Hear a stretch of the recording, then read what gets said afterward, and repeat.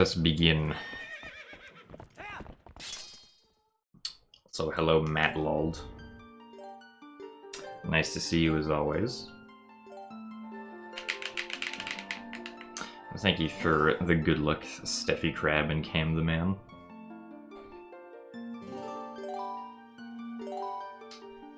Alright.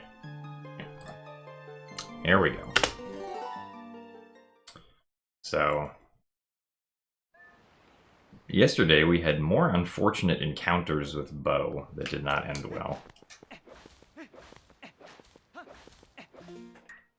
Hopefully Daddy Bo can be nice to us today. Also, thank you for the good luck as well, Shade and Pax Dog. And good morning, Fairy Armor. Because yes, it is still morning. At least here on the West Coast.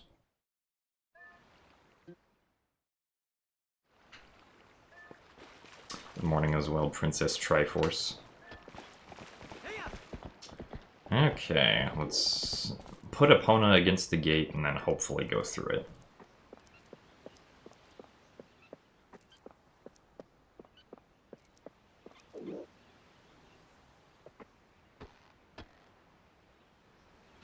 That should be good.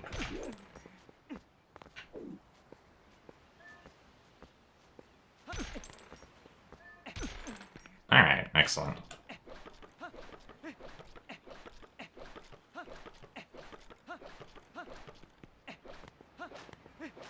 Weird camera angle right here. Also, thank you very much, Paper Airplane Club, for the 2 months of Tier 1. And thank you for the good luck as well.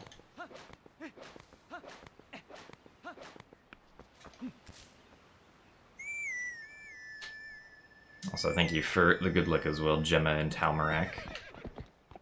And hello, Jason Z and Marginally Better. Hope everyone's Sunday is going well.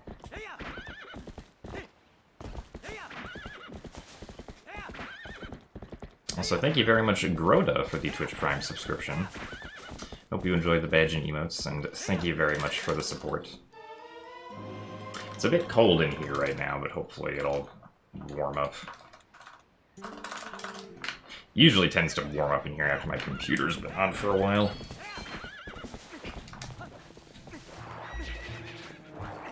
Ah, that's a bad series of rolls.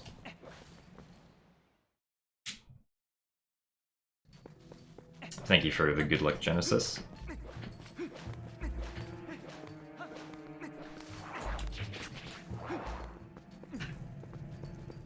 Oh, come on. It was like last frame. When the web still had collision.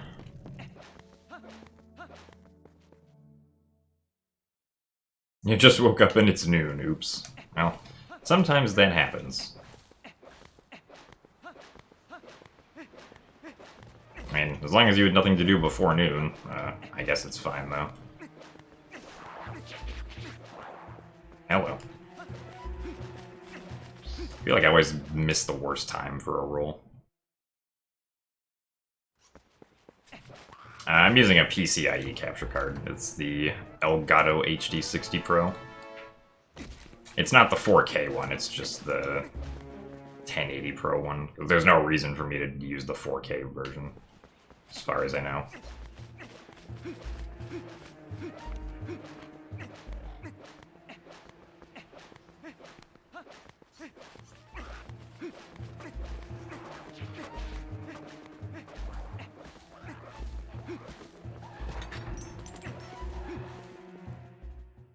So thank you for the good luck A2 and OG Kingslayer.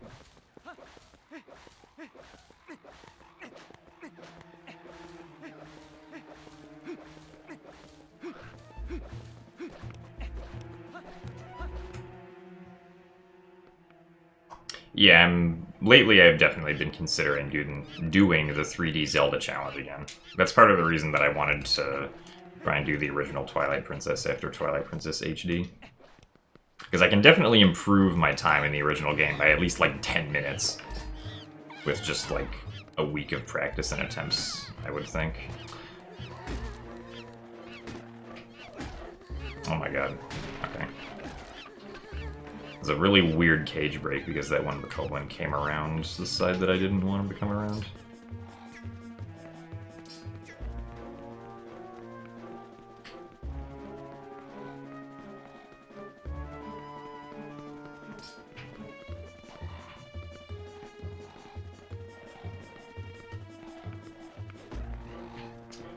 This guy is probably going to come over and block my vision now. Okay, thankfully he didn't get right in front of the camera. Alright. Ah, yes. Why is this camera becoming so common? There must be some way that I'm, like, maneuvering it.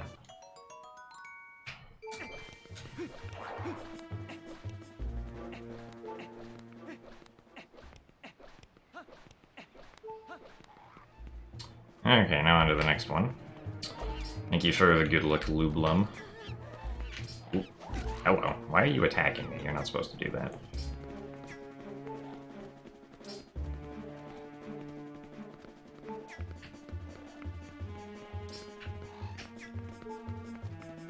Okay, I guess this Bokoblin doesn't want to be pushed up against the wall.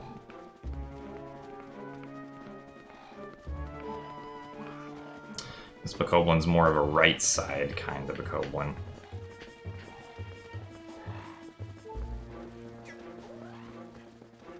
Oh, come on!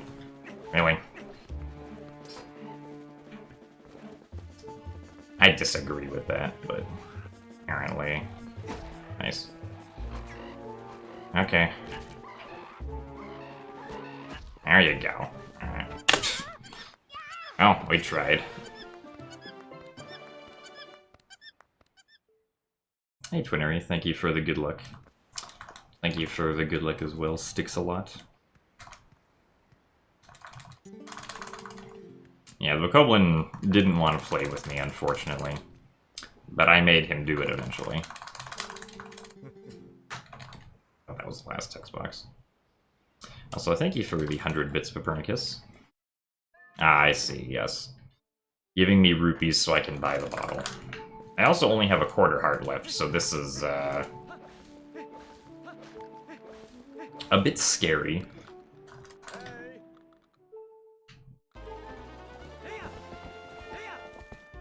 Or at least when I get to sewers, it'll probably be a little bit scary. I got 7 of them. Why is this guy all the way around here?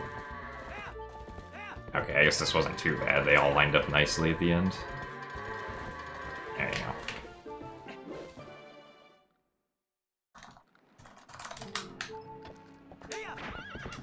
If that one Bokoblin didn't take a giant roundabout, that probably could have been an 18.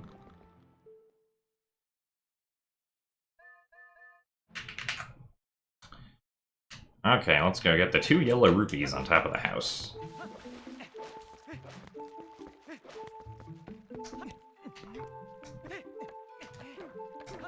So thank you for the good luck Miri-san.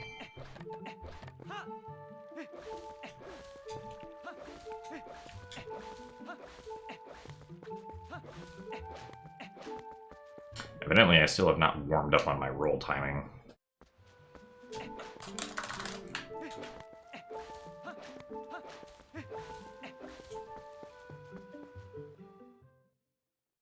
Stealing their life savings. I don't think most people put their life savings on their roof. Plus, there's already an orange rupee behind the house, which seems like it would be more like life savings. So thank you for the good luck, Zelda and Jufriel. Yes, my semester finished over a week ago. It was done on May 14th. So almost 2 weeks. Or like 10 days ago, I guess not almost 2 weeks.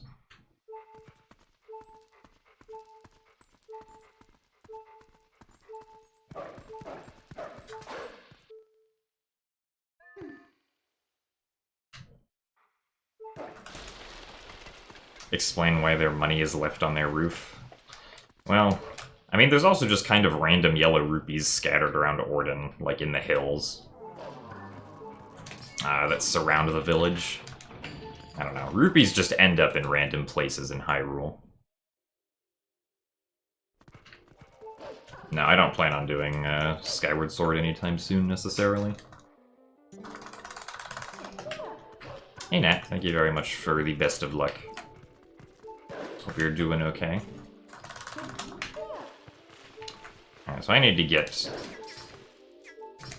well, first jump attack onto that, and then I need to get the, hopefully at least one heart that might be in this skull right here. No. There you go. But I'd like to take the heart, yeah.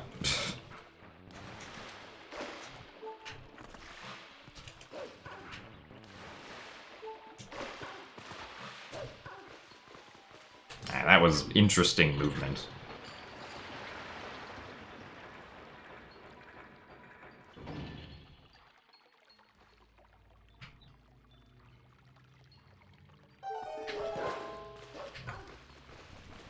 I targeted too early initially. I screwed everything up.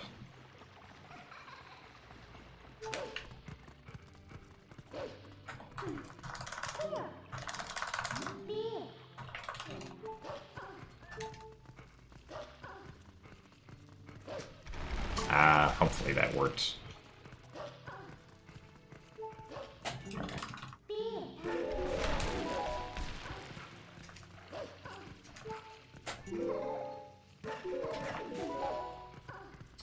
The tech skip at the bottom can be finicky sometimes. Like, even if the pieces fall... oh, nice. Even if the pieces fall off, you might not actually hit the trigger.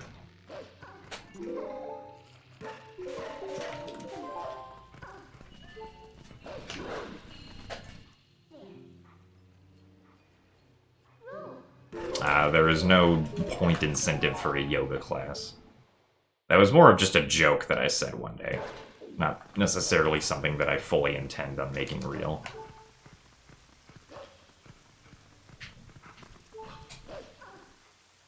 No, I don't play Smash.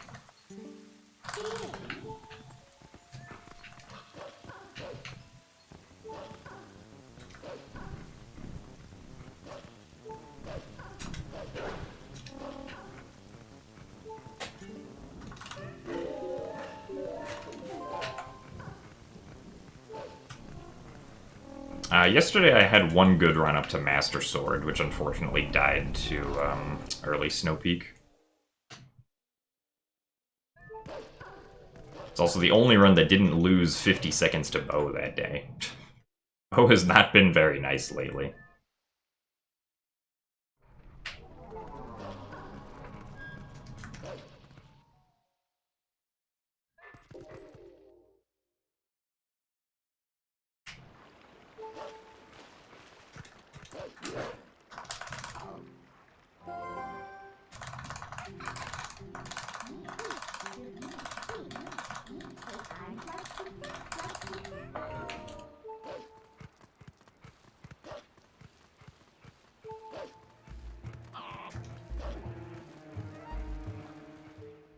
No, Bo's usually not nice, but he's usually not so mean as to lose us 50 seconds.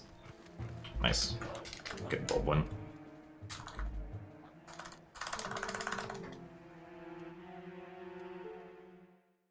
Bo definitely seemed a lot nicer the first few weeks I was playing this game, after early Snow Peak was found. I don't know, maybe Bo doesn't like the new bedroom.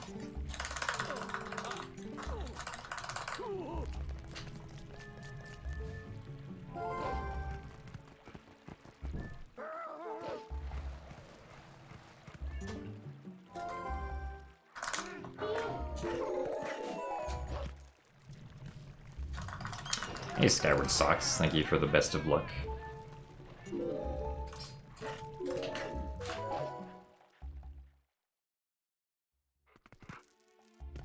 Yeah, Twilight Princess is definitely a long game, especially if you're like not skipping the cutscenes.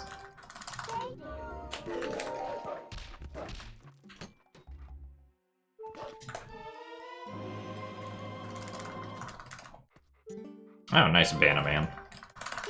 I'm sure if you like practice the speedrun strategies, you could definitely get a lower time.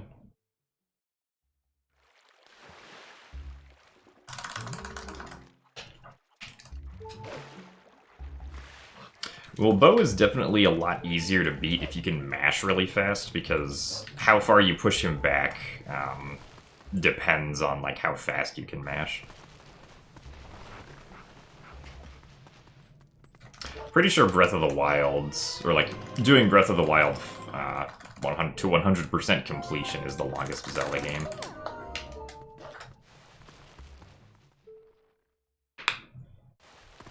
Oh, hey Chris, thank you for the 29 months.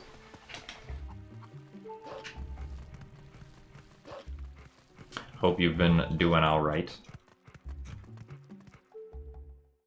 Also, thank you for the good luck, Alberto.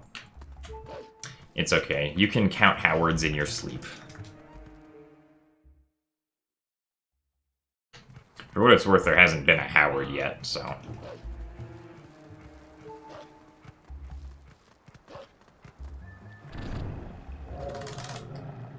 Thanks for the good luck as well, Chris.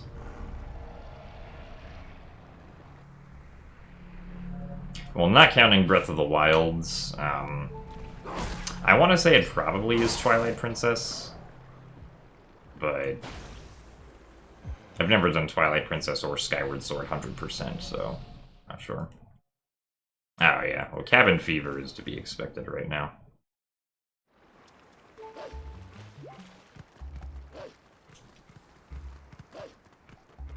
Zelda game has the best story? Probably Skyward Sword.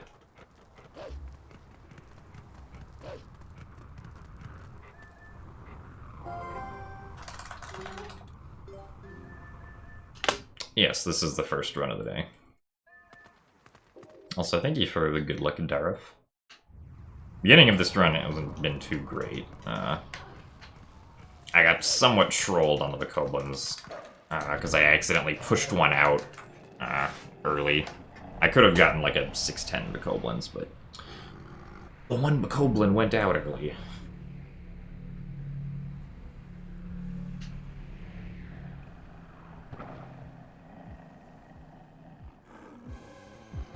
Also, thanks for the good luck, Rad McCallum.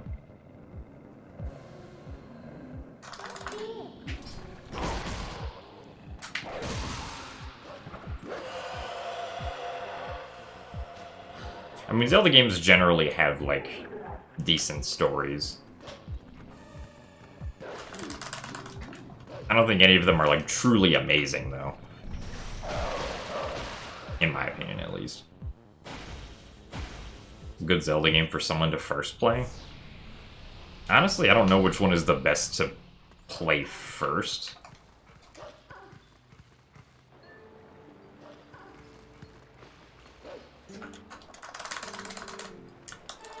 Probably, like, just Ocarina of Time, I would say. Or, like, Ocarina of Time 3D nowadays.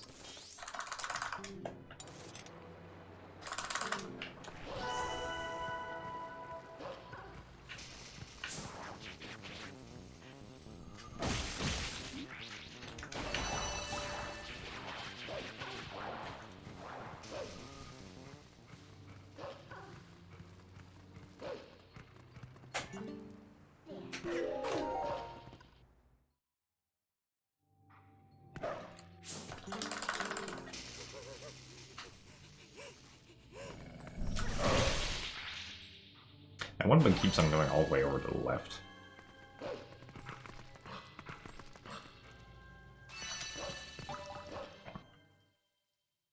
The first game I played was Twilight Princess, but... the first game in the series, at least, not like my first game ever. Hey, bye Madison, I'm doing alright. Run's not off to the greatest start, but hopefully we can save more time on these upcoming segments.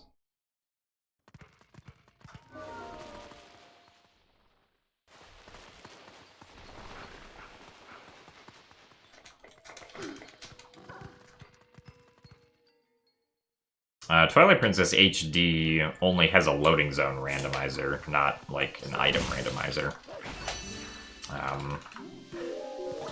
The original Twilight Princess does have an item randomizer, but it's not like very developed yet.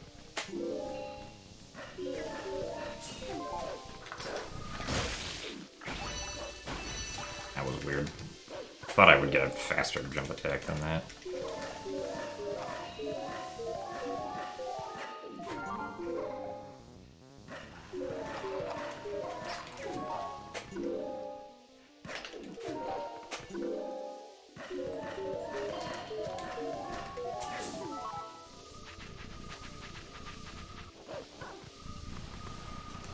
Also, thank you for the good luck, Garo Ninja.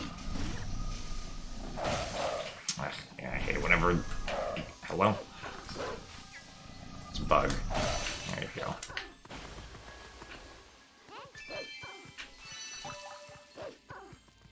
I hate how Wolflink always targets that bug second. Things would be a lot easier if... Or, no, he targets that bug second. It would be a lot easier if he targeted that bug first. But, oh well.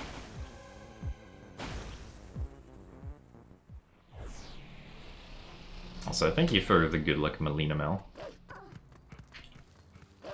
The Wii version of Twilight Princess is longer in a speedrun because it doesn't have the boomerang long jump attack technique that it can use. If that did work in the Wii version, I think the Wii version would be the fastest version, but I don't know the specific details on that.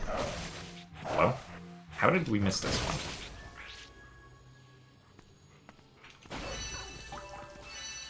Yeah, not a very good turn, Twilight. Yeah. Oh well. Yeah, I've used the Sploosh Kaboom tool before, but not in actual runs, because I haven't had the opportunity to use it in runs before.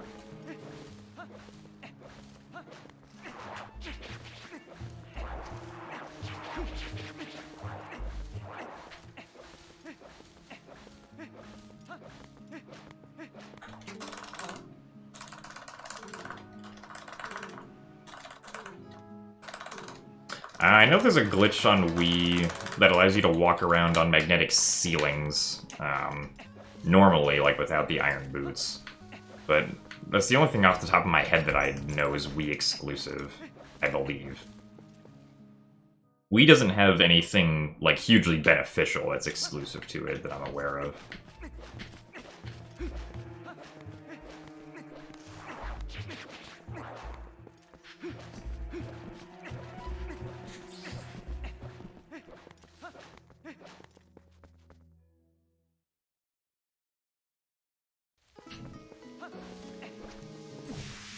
Yeah, I'll probably use the Sploosh Kaboom tool when I do 100% runs. I don't see why I wouldn't. I mean, there hasn't been a vote on whether or not we should use it in the SD community, because no one's been doing 100% runs there. At least since the tool was made and released. But I'll probably just use it anyway if I do SD 100% again.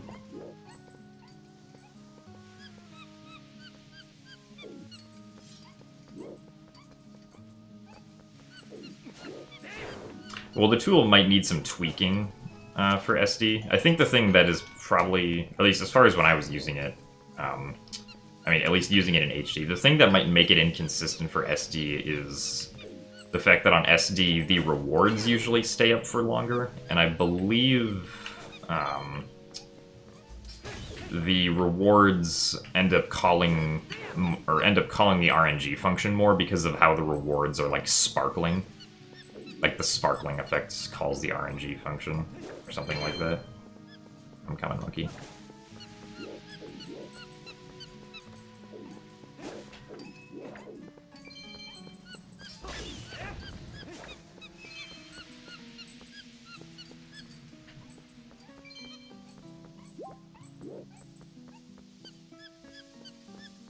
So I think if that was modified, it should work fine.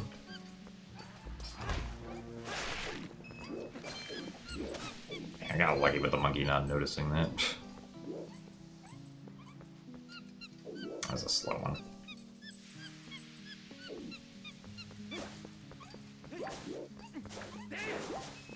Oh, come on. Alright, well, I'll get this one last rupee. It's a pretty good monkey, though. Also, thank you for the good luck always censored and Lovey Kina.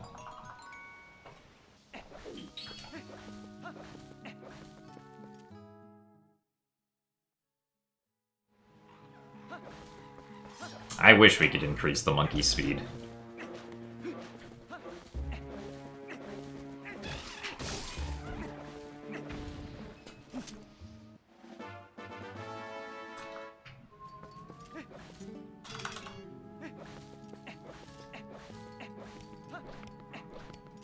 Unfortunately, no such thing has been found,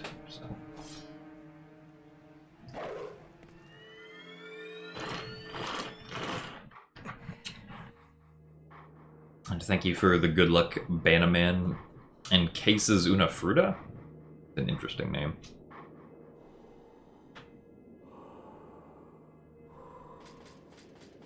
Thank you for the good luck as well, West Eye 1.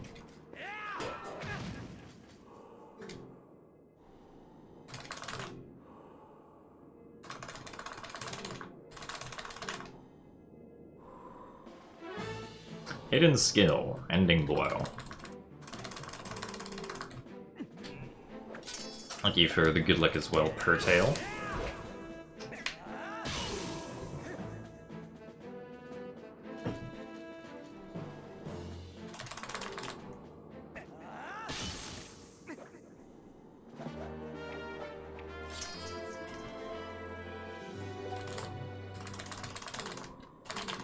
Alright, so with that monkey RNG, if Ook is nice, I should be able to save time here on Boomerang. A few seconds that I can, at least.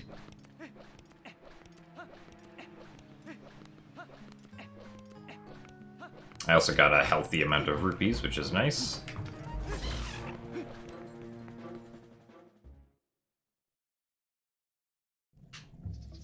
Also, thank you for the good luck, Starry Violets. I am doing alright.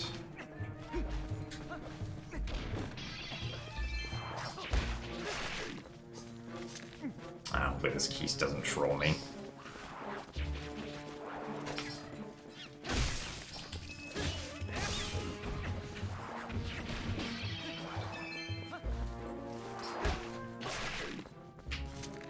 Okay, I just dropped a heart.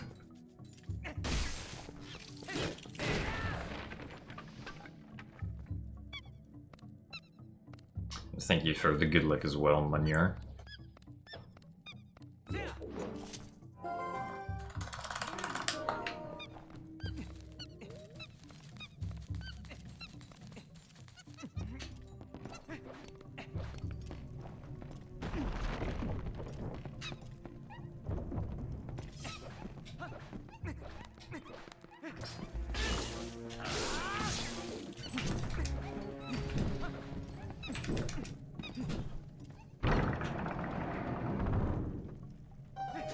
This run is Link rolling. I mean, I know that in the Twilight Princess task there are more than 1,000 rolls in the 2.5 hours that it runs.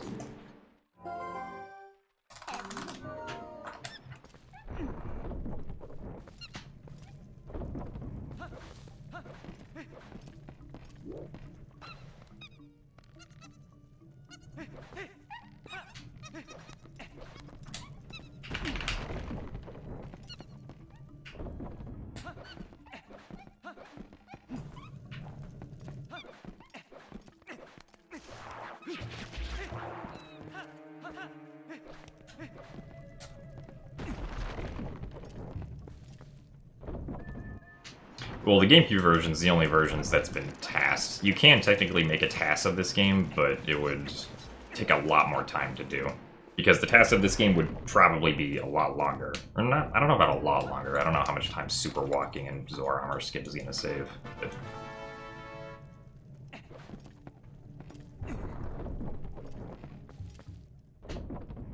I mean, yeah, that is possible, Chris. I mean, I'm pretty sure Zelda Edition supports Lua scripting.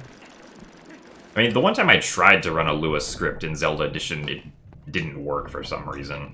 I was too lazy to figure out what the problem was. And I didn't even create a new script, I just tried modifying Trog's Super Swim script, and I didn't see any change in what was happening. That was like a few years ago, though.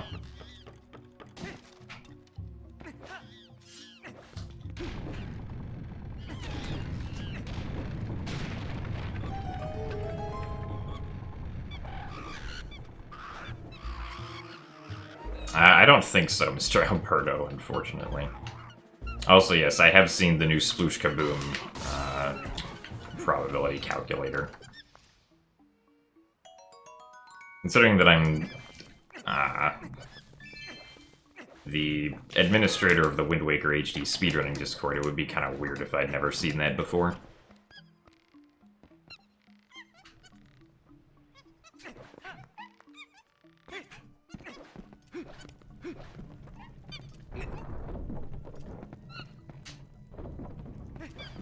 could have amnesia. True.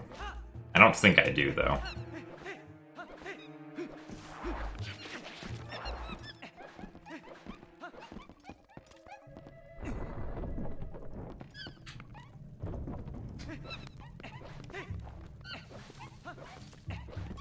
But yeah, like, the community held a vote for whether or not the tool should be allowed, and the community decided to allow it, so now we can use the tool.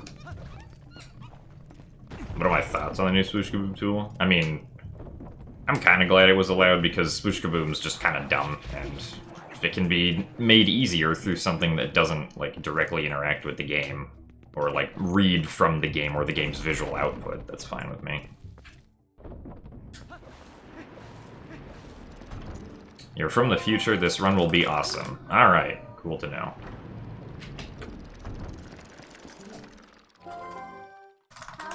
Yeah, that's a thing that I thought about, Nat, just now. Also, Midna just gave us the double Howard.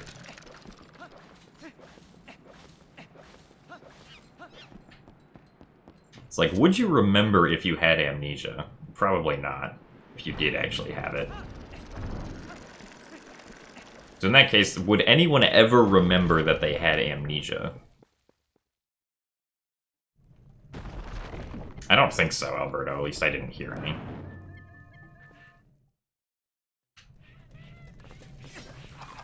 One, 2, 3, 4. Alright.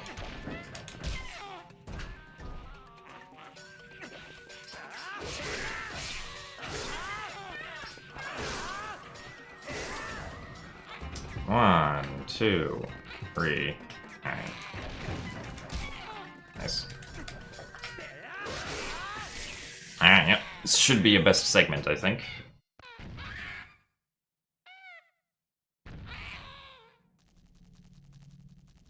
Alright, Paxdog, we'll see you later. Thank you for the good luck.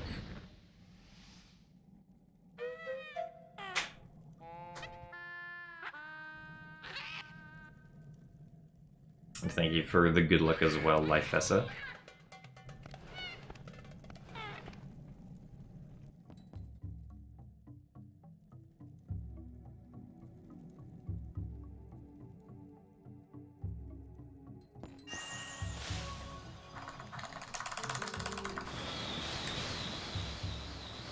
Yeah, pretty big best segment for Boomerang. Like 5 seconds almost. Mainly because of the really nice monkey.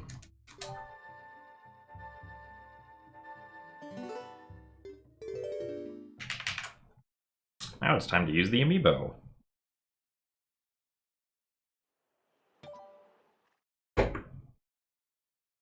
Yeah, the annual. That's probably what would end up happening.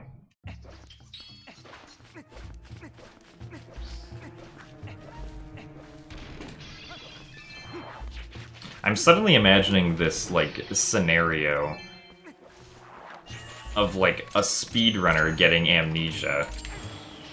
Right? Like if I got amnesia someday in the distant future, and then I woke up one day, went on the internet, and saw a video of, like, Wind Waker barrier skip, and was like, what? They found barrier skip? Like,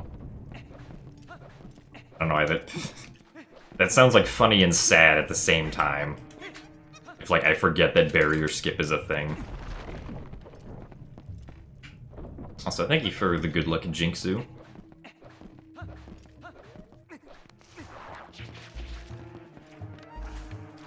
Oh my god. Not straightforward. There you go.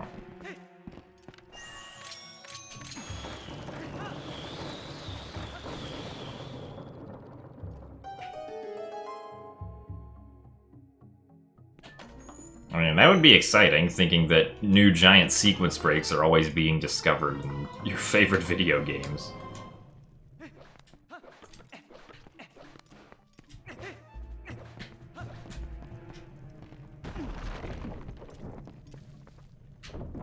The amiibo helps me quick load my first file.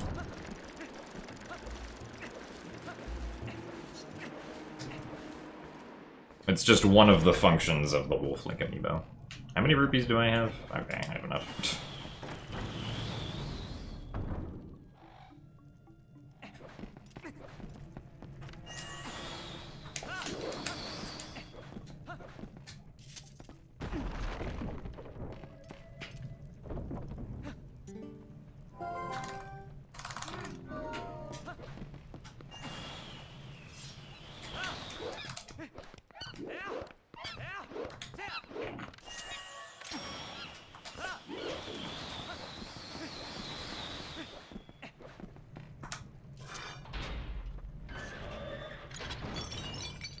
right before I meant debug menu, dang.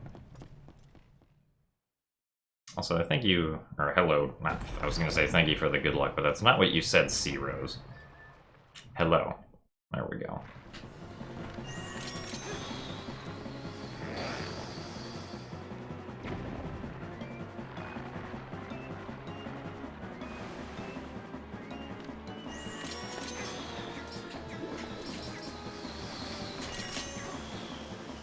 Alright, thank you for the good luck anyway.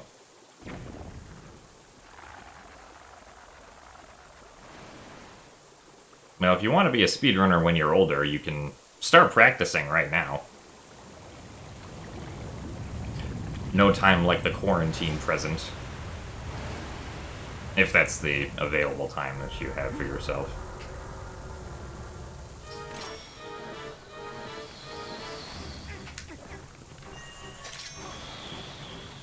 What? Really? Why?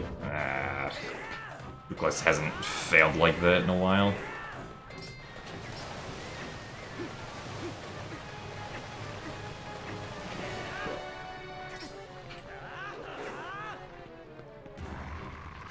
I don't know how much time I'm gonna lose with this.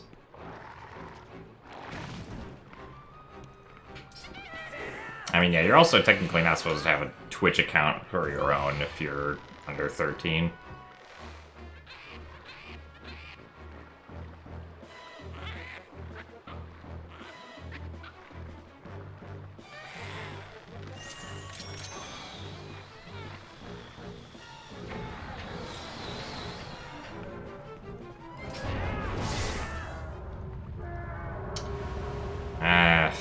I guess I can continue this.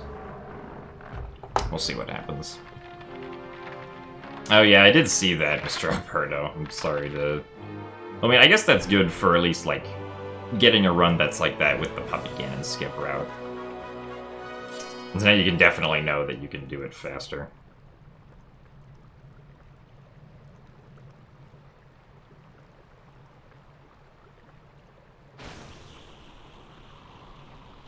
Oh, you abandoned Puppy Cannon skip. Okay, never mind. I thought I saw Puppet Cannon skip split in there, but maybe I was wrong.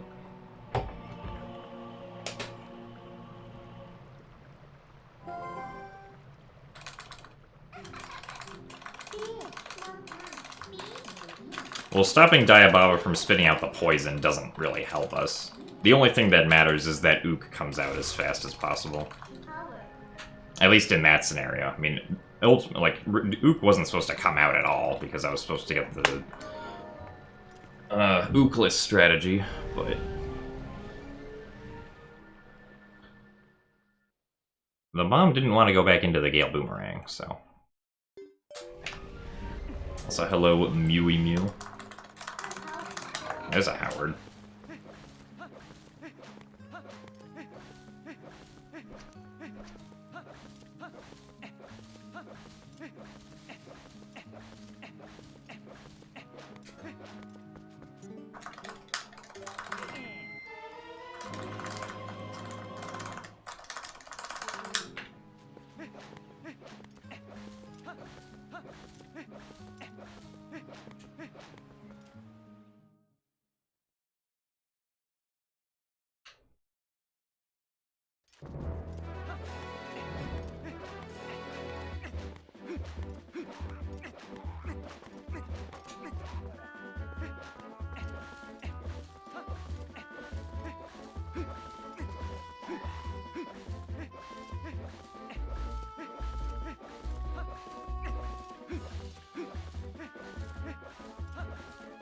Thank you for the good luck, Vedenjakaja and Gabrius.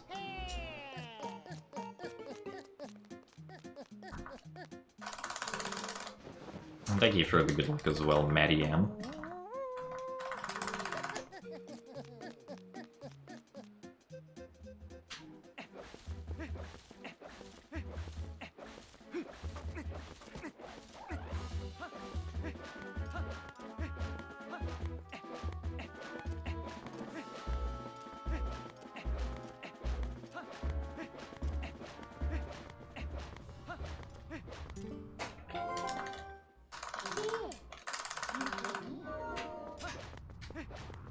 No, completing the Forest Temple doesn't... I mean, it gets rid of a Midna trigger that blocks us from trying to go to Hyrule Field early. We can get past that with a long jump attack, but the problem then is that we can't warp the bridge over to the Kakariko Gorge unless we beat Forest Temple. That's the main problem, which is why we have to beat Forest Temple. If it wasn't like that, like, if we could just warp the bridge after coming into the Elden Twilight, for example, then like we wouldn't have to beat Forest Temple. It would just be get the boomerang and dip.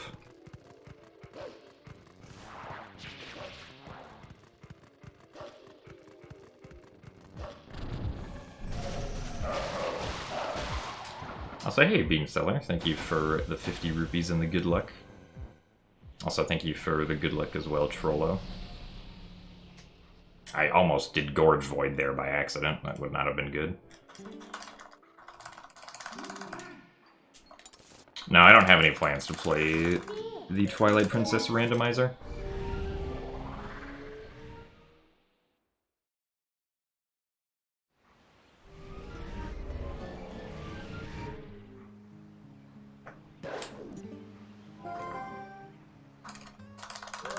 Maybe when it's like farther in development, but not right now. How does a randomizer work? Well, randomizers typically work by randomizing where all the items in the game are. So like, there's a pool of item locations that all contain certain items, and the pool is just shuffled, basically. But it's shuffled in such a way so that the game is still completable without any glitches, usually. So that like you don't have to know speedrunning glitches to play the randomizer, right? But typically glitches will help speed up a randomizer by being able to, you know, access chests you shouldn't be able to access early on. So there's just certain logic to how the items have to be placed for that to happen. Thank you for the good luck as well, ESG Daniel.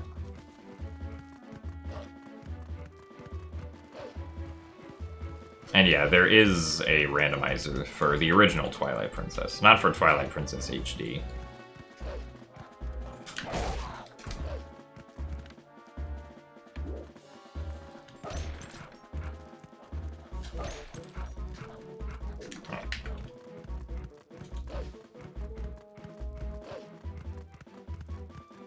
Can I do elusive glitches videos? I already do some elusive glitches videos. They're on YouTube. There are not any more planned for the time being, though.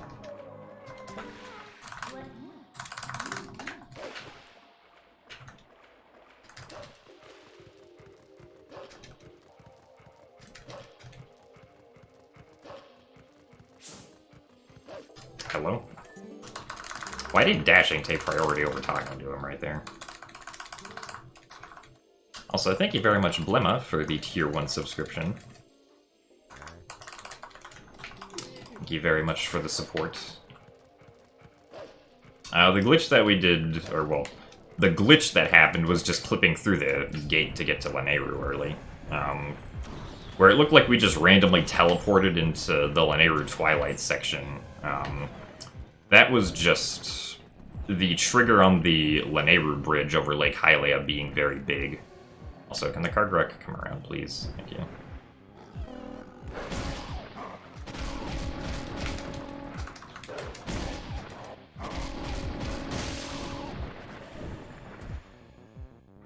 Well, yeah, generally, at least for the Wind Waker, if you want to be, like, a competitive randomizer player, you're gonna have to need to learn some of the glitches.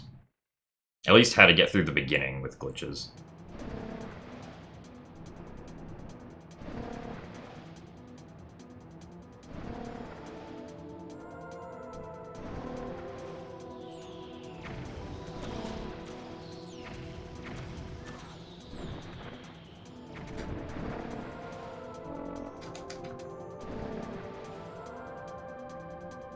What inspired me to speedrun? I wasn't so much inspired to speedrun as someone just suggested the idea to me one day.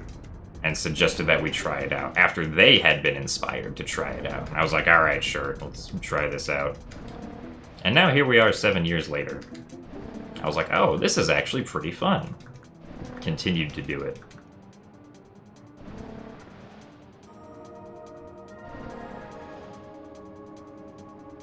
No, I don't talk to that person anymore. We just kind of separated and didn't really talk much, like, after a few months from when that happened.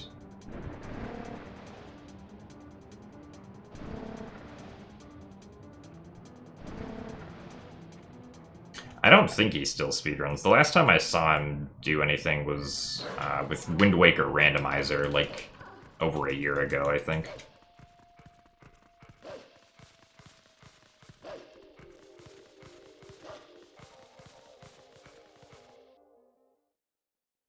I started out speedrunning Wind Waker. My favorite Zelda game is a tie between Wind Waker and Skyward Sword.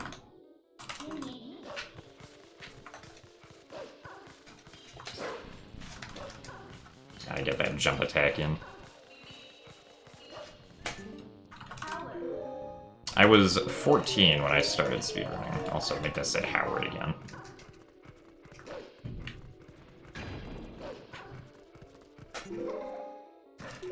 Thank you for the good luck, remember Swordless.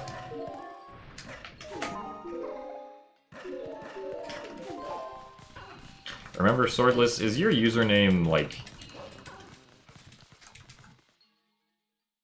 a reference to remembering an old Wind Waker speedrunner named Swordless Link, or is that just a coincidence? Oh. You... close enough to that other one. Ah, okay.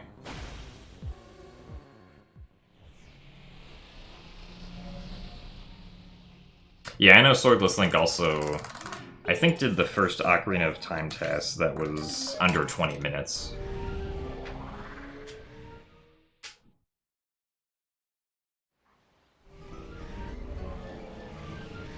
Also, good evening at Kabalkami. Thank you for the good luck.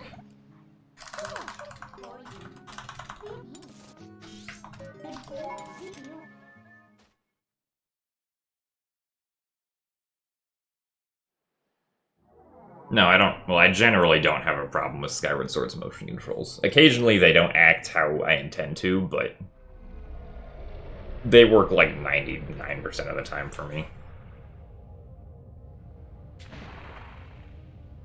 Also, thank you for the good luck, Sunaholic.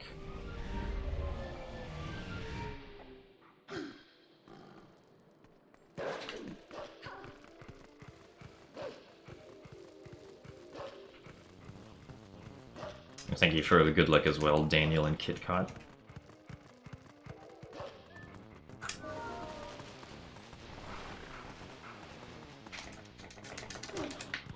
I actually got the first frame dash.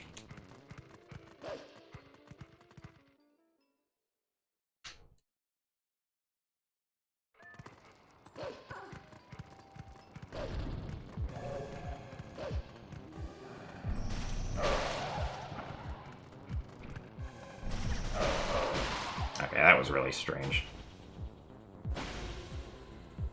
Thank you very much, Deer is here, for the Tier 1 subscription. Thank you for the support. I'm glad you enjoy the streams.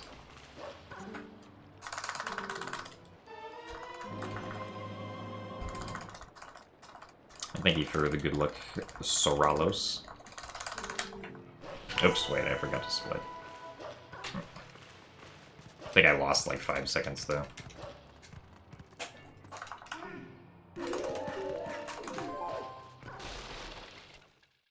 I wouldn't consider the run to be dead yet. If I can, like, not lose very much time on these next 3 segments, then I can still bring it back, potentially.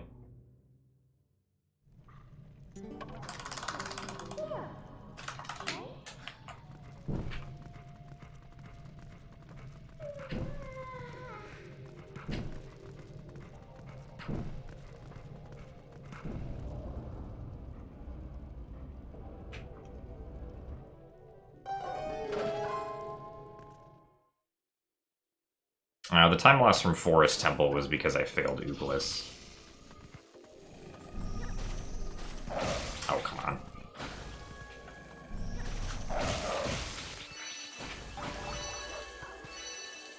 That was really slow. Because when I tried targeting the bomb in Diababa, Boomerang got the first bomb, but then it took an extremely roundabout path back to Diababa and didn't catch the second bomb. Which was the issue. So I only got one of the Ooplis bombs to hit Diababa instead of both of them.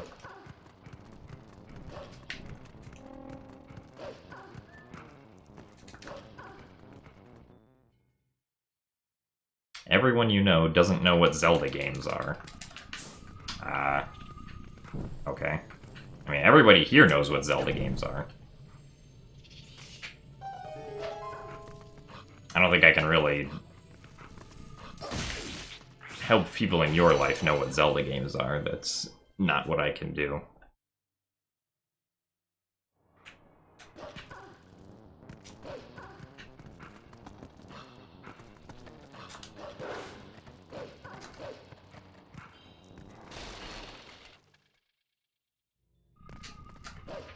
Yeah, Wind Deity and the Boomerang had a bad day.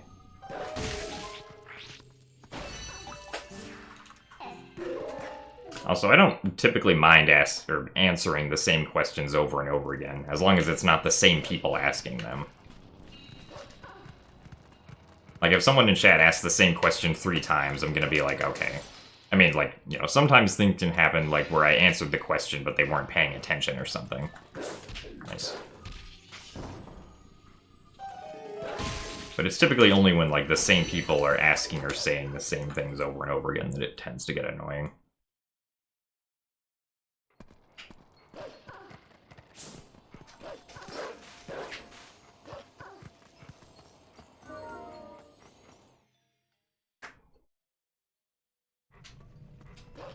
Have I ever had a near-death experience? Not that I can remember.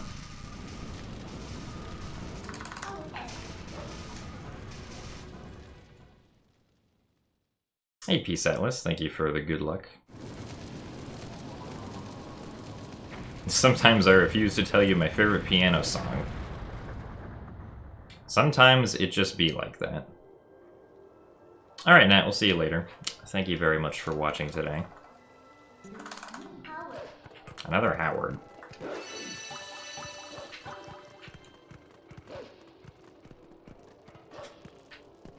Nice.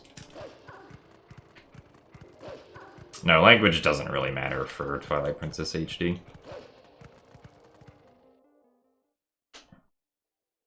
Hey, Colin Henry, thank you for the good luck.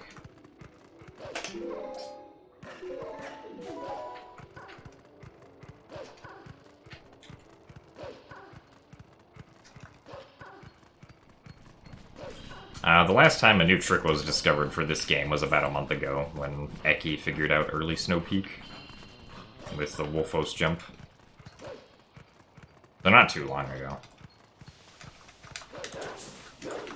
Oh, come on. No, get up there. Okay. Amazing movement.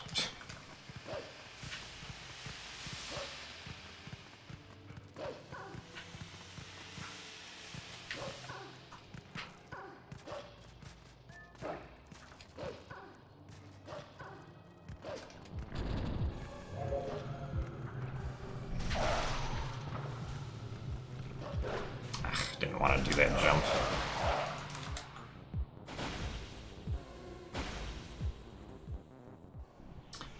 Hopefully I can make the vent cycle, but I'm not counting on it.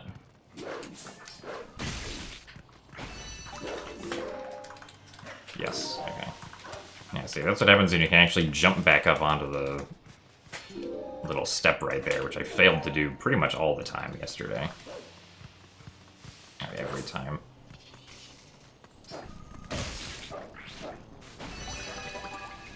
Link's got the hops right now. I mean, a Twilight Princess barrier skip,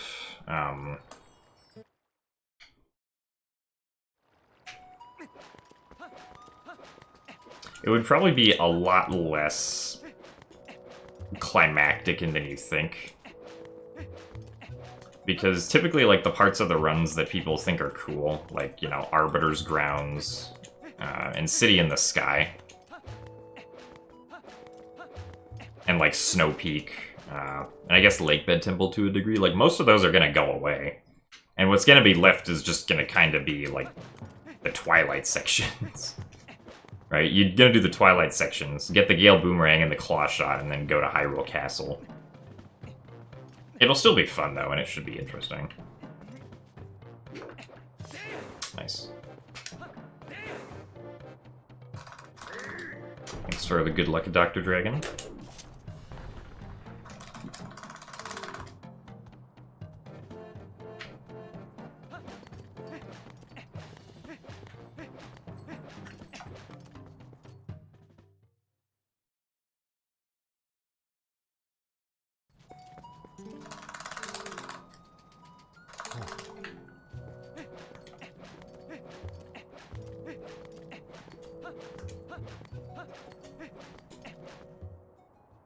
Thank you for the good luck, T-Maz. And hey, Vamilia, thank you for all the luck.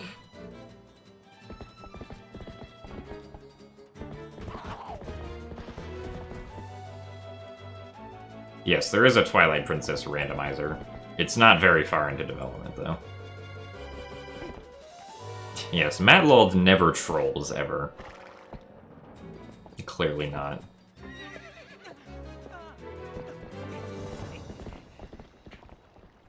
I mean, I would say that, like, there's definitely other communities that are not full of trolls, at least that I know of. Or at least there don't seem to be many trolls unless we have a different definition of trolls.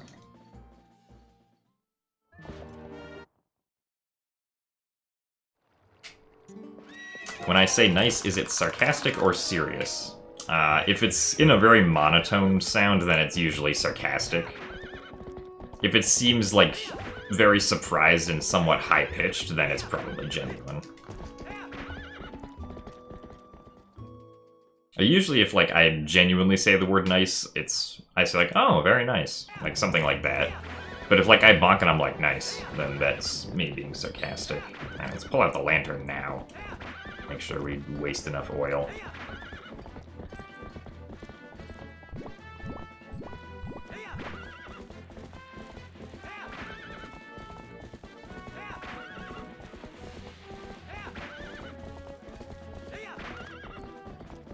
Well, yeah, this game has a beta quest, which is a loading zone randomizer, but it's not an item randomizer that people typically think of.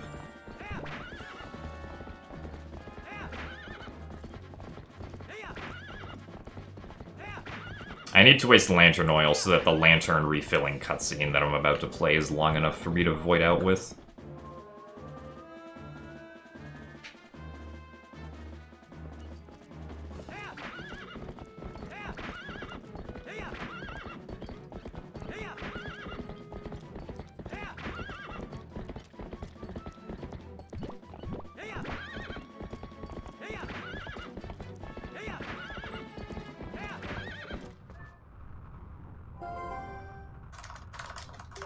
Major stopping point from this game breaking in half. I mean, not being able to do Hyrule Castle early is the only thing, or like, early Hyrule Castle is the only thing that will break this game in half.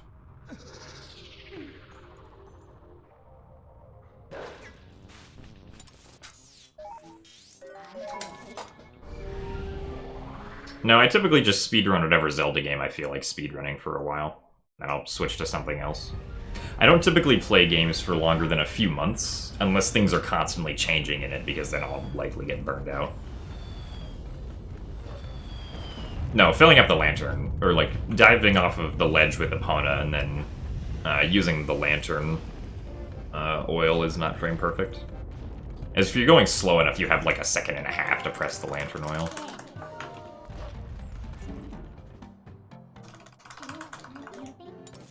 Is Skyward Sword going to come back to GDQ anytime soon? I don't know. That depends on if GDQ wants it to come back.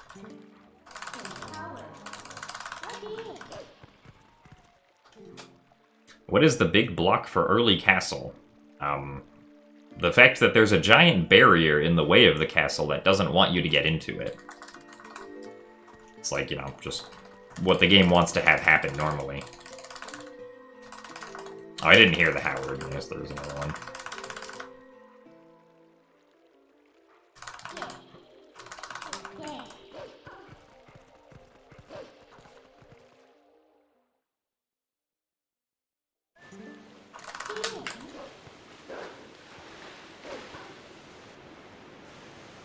I mean, yeah, I think I get what you were saying, but, like, other than potentially using map glitch in the original game, there isn't really any lead to potentially being able to access Hyrule Castle early. Yeah, Howard is just what one of Midna's voice lines sounds like. I don't know if I actually saved time there or not. I might have. In any case, if Bo is nice and I don't screw up these next few segments, I can still potentially be ahead at the end of Lake Bed, so we'll continue.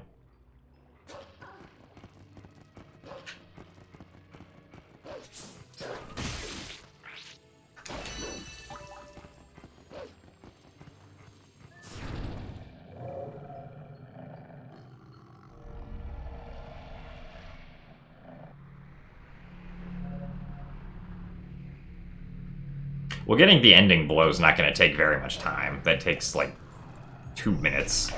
Also...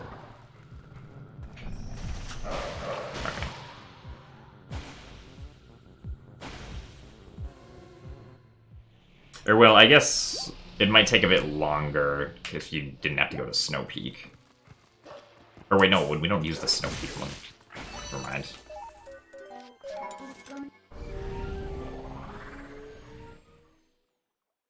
Well, there aren't any ideas to skip it except for, like, map glitch, which was found, like, 10 years ago, but didn't end up leading to anything.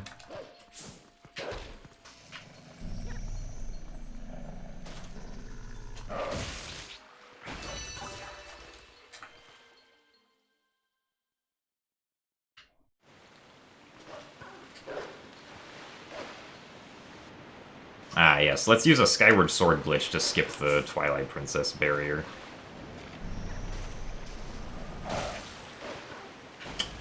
It's like really yeeted himself over to the right. That jump attack.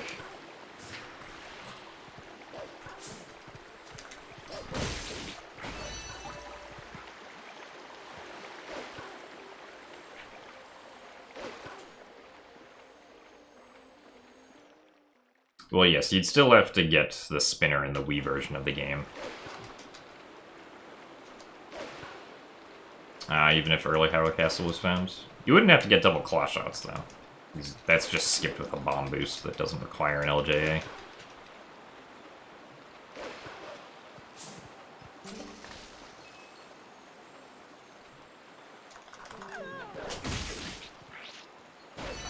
No, Back in Time and the original Twilight Princess doesn't, as far as I know, doesn't have any chance of being able to help skip the barrier somehow.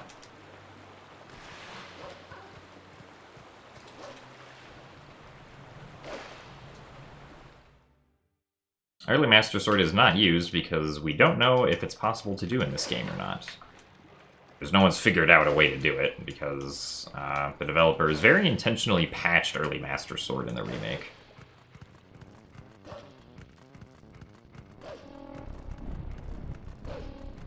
Oh, the Skyward Sword 80% speedrun can definitely be lowered if new sequence breaks are found. There's still early Volcano Summit, which can happen. Hey Zaylu, thanks for the good luck.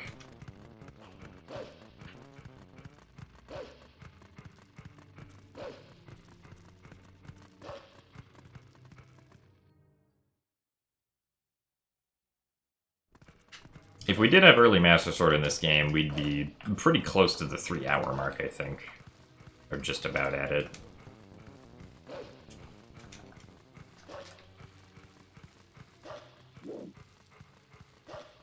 But the run would also become a lot harder.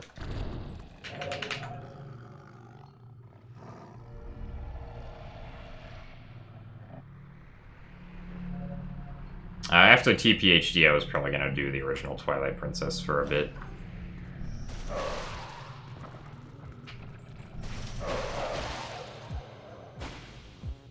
I'm doing alright today, Titan. Kind of wishing that I didn't fail Ooklis this run, but I'm going to keep going anyway.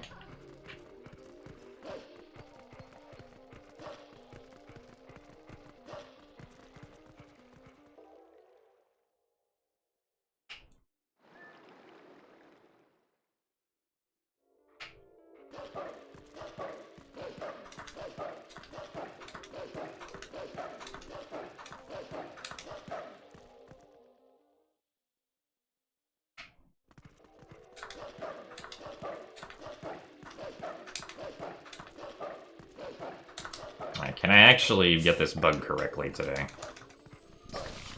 No. Oh wait, yes? No. Okay. Well, I wasted the time that I would have saved by opening up the map too early. No, this is not a different route.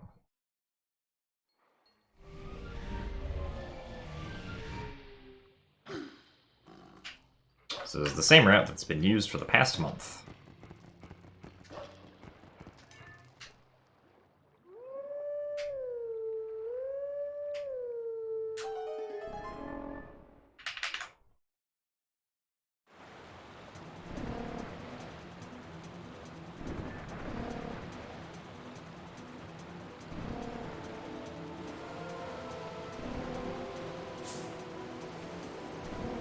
No, you can't use the LJA technique to get to the Sacred Grove early.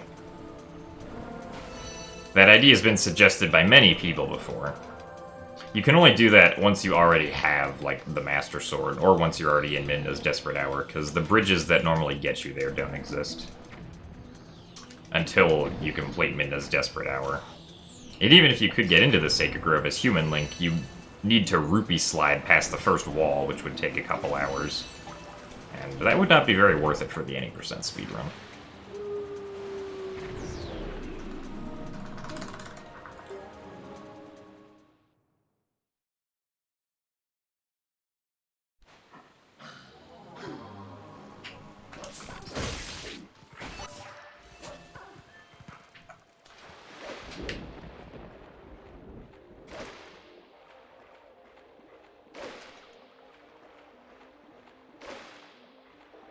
Nah, the Elden Vessel time is missing because I just forgot to split there. I think I lost like 5 seconds or something, though.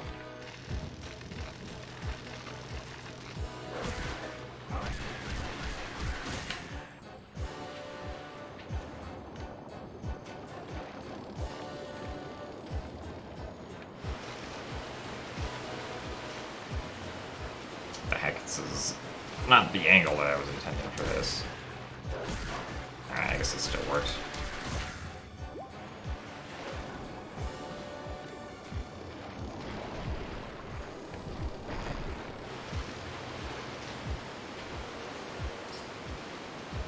Again, not the angle that I was intending. Ah, yeah, that was like a frame too early. Come on, come back down. There you go. Ah, well, Zelda, or Linear Twilight wasn't that great.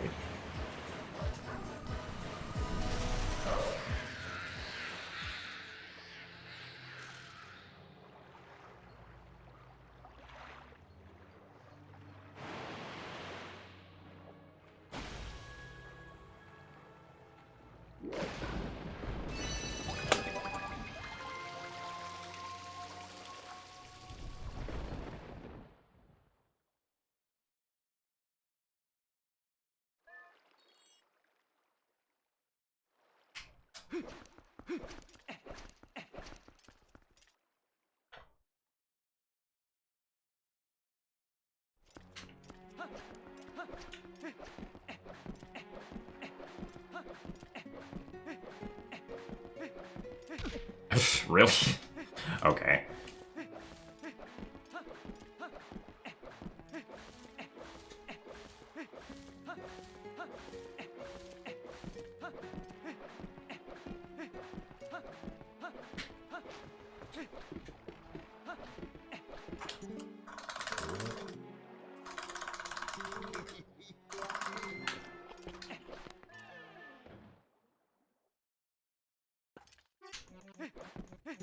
Very good bonk back there.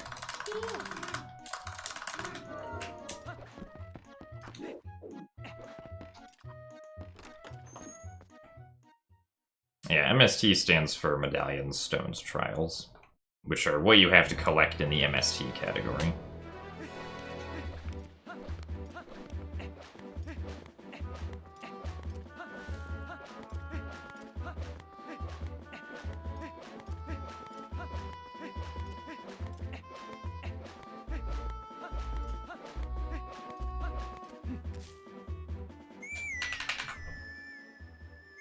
The only speedrunning related dreams I've ever had are of finding big exploits, which I'm very disappointed to wake up to and then find out that the exploit doesn't actually exist.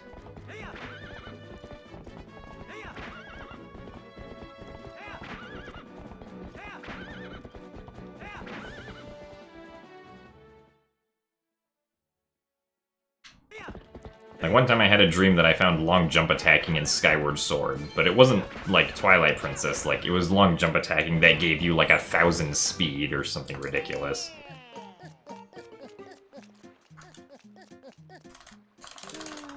And then woke up to find out that it wasn't true. I've also definitely had the dream of figuring out early explosives in OOT 3D, only to wake up to it not being possible.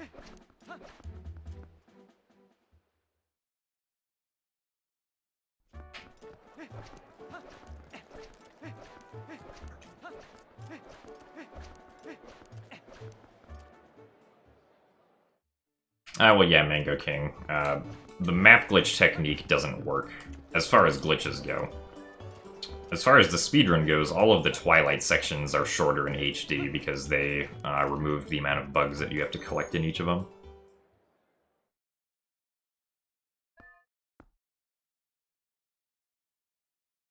Yes, I did dream of Wind Waker barrier skip once before it was found.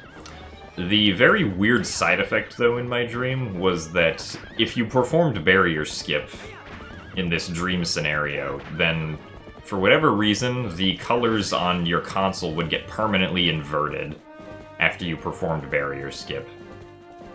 So, you better get used to that.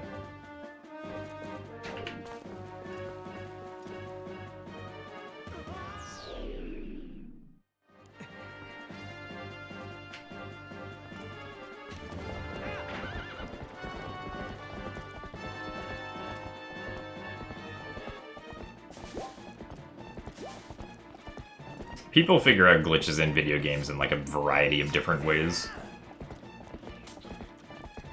A lot of the time it's just by accident. Like, there's some interaction that happens between the various components of the game that results in some weird outcome being observed that then you try to recreate.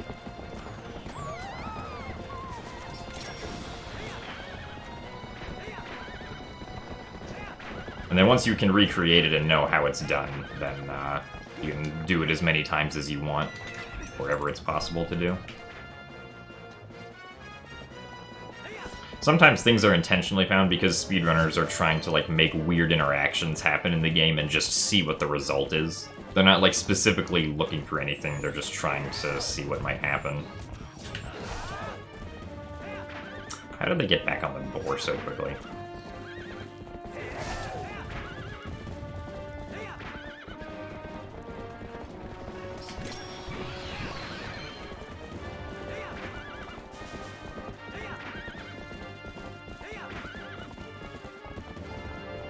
Now, doing barrier skip again in my dream left the console colors permanently inverted.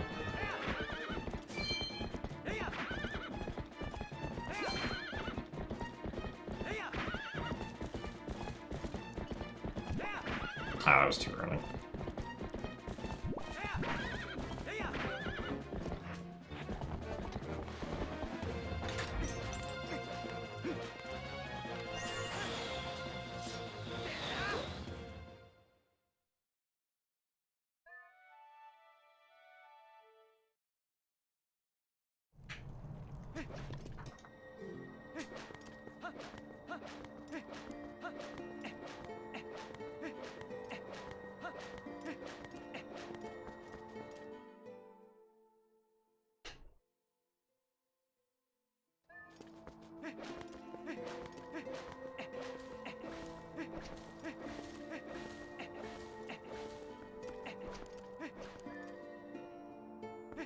Alright, so I think I'll lose a few seconds, but that's fine on this segment.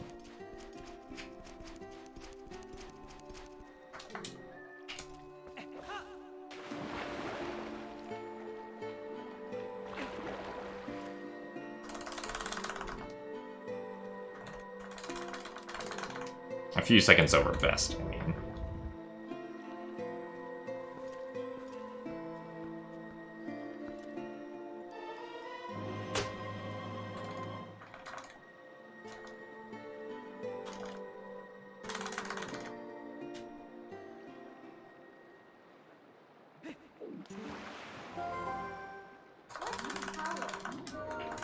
Well, yeah, sometimes just, like, you know, trying to find ways to mess with games can be fun.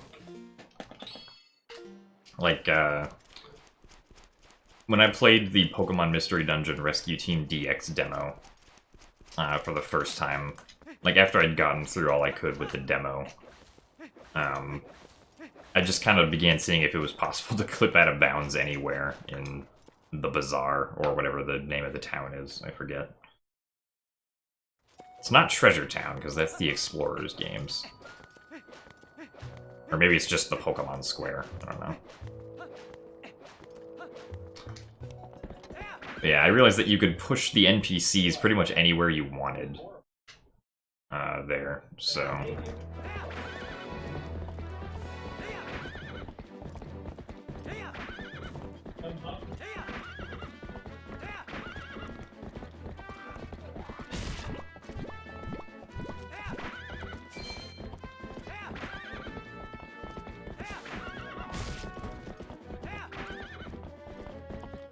Also, thank you for the good luck 3-on-3C.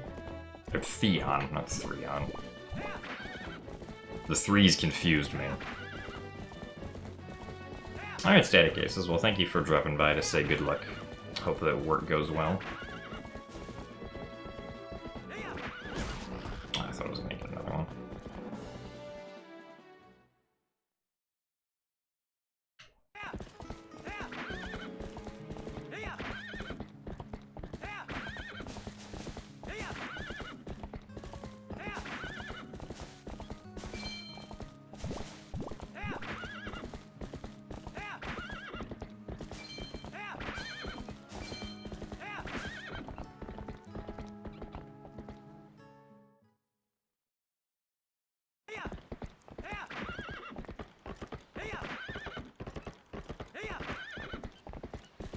Well, yeah, you can decompile the games to, like, the best of your ability, but unless you somehow have an insider at Nintendo, you're not getting the source code for these games.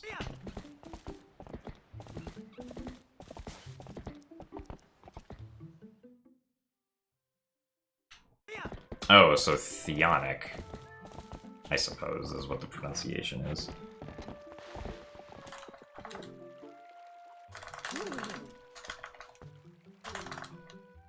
Some portions of this game have been decompiled by, like, Dragonbane and Pheno, but there isn't, like, a full decompilation project or anything.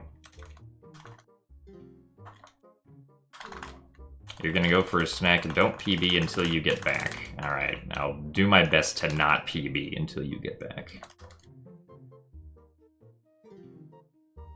No promises, though.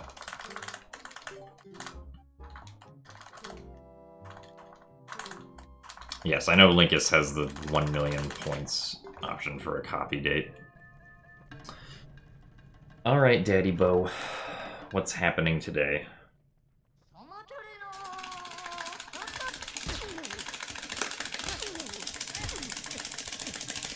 Alright.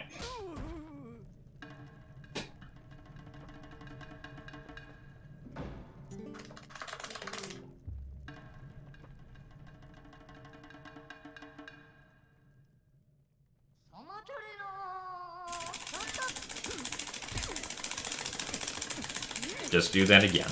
Okay, good. We didn't lose 50 seconds to Bo.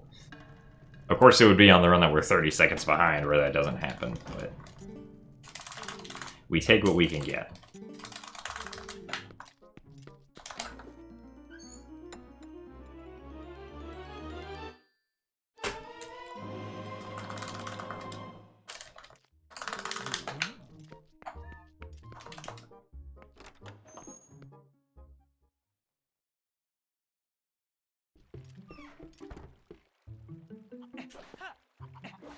I quite like the Zora armor as well. Though I just prefer Link whenever he's in any sort of, like, blue tunic or costume instead of green.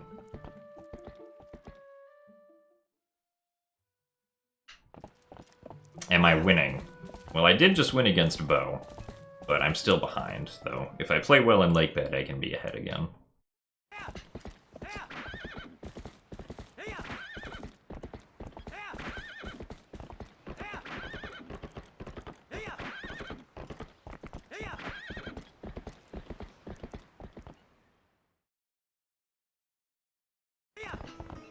We need more purple links. More purple links would be nice.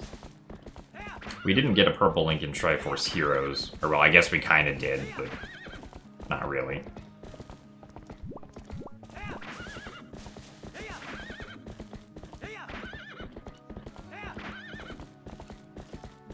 Is that a little too early?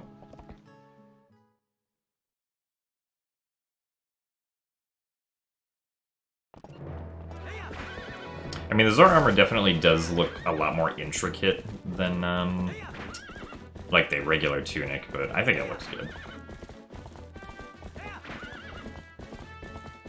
Or good enough, at least.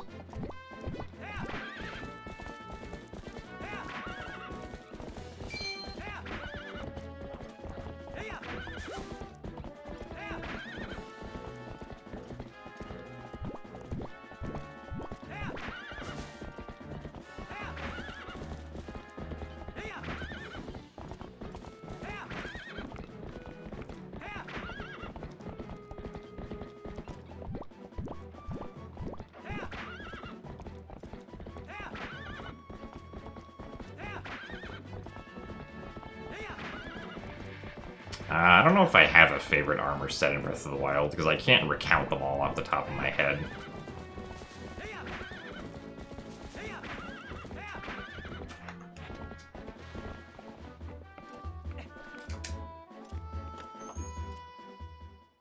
Hey Azer, thank you for the good luck.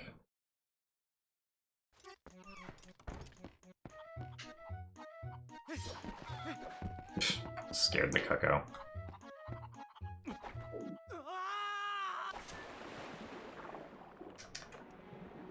Sorry for scaring you, Grey Cuckoo, but I needed to take my sword out so I could slash through the wall.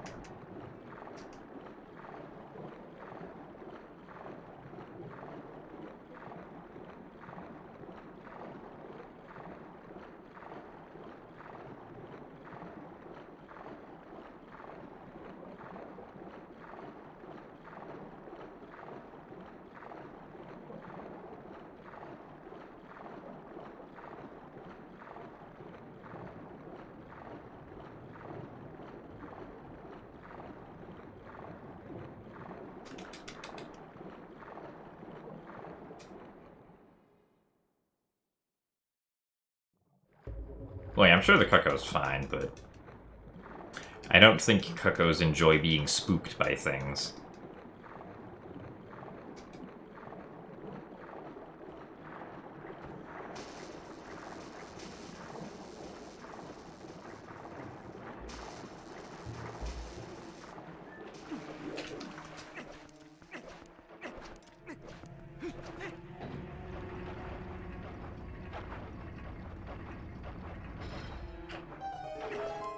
Yes, walking through walls would be a very useful skill in real life.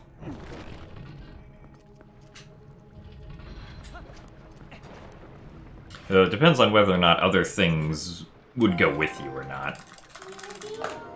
You might have to be careful in that regard.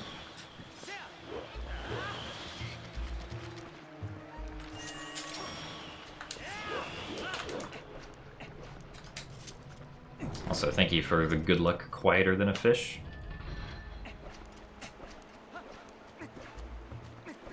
I'm surprised he didn't attack me.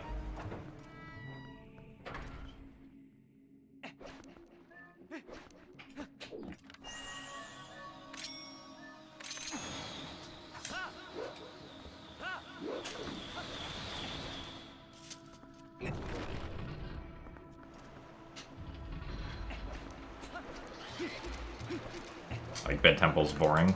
Eh. I disagree with that, but it is kind of slow-paced. Oh, nice.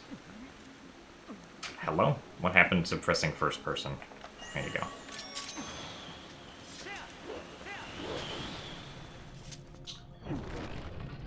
Also, howdy, Omato.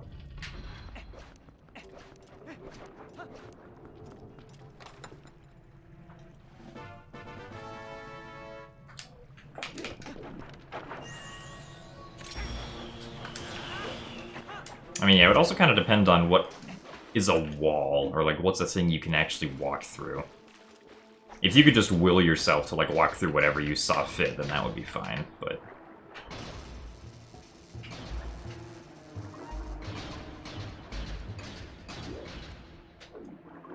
that's not throwing the pot.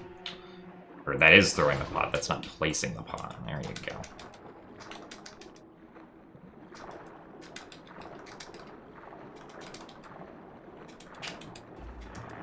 A little bit sloppy.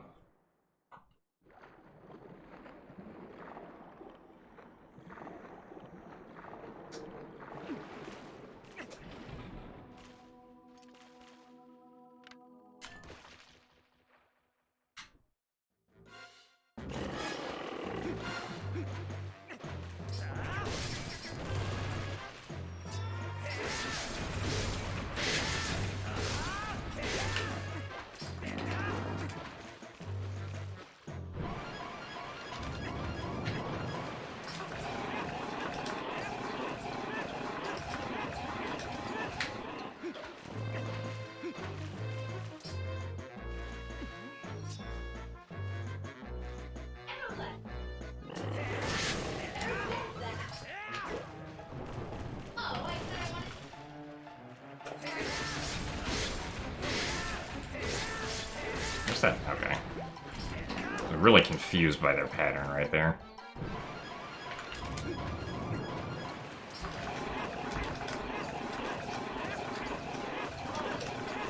Okay.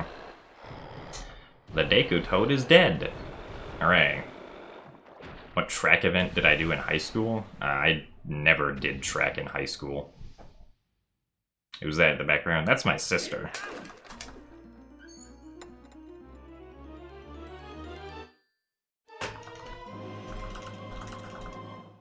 My father and my sister are having a conversation in the hallway out just outside for some reason.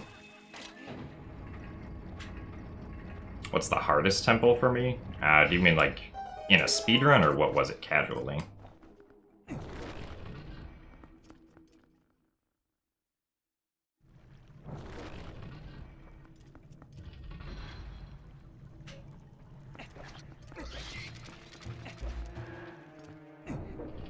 No, they are not talking about gaming.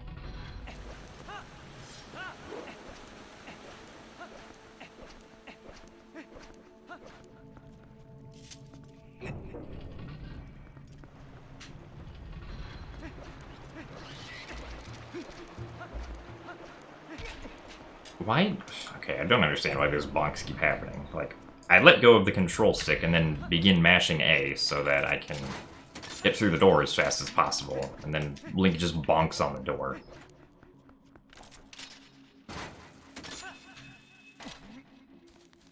Yes, they are discussing sword fighting techniques.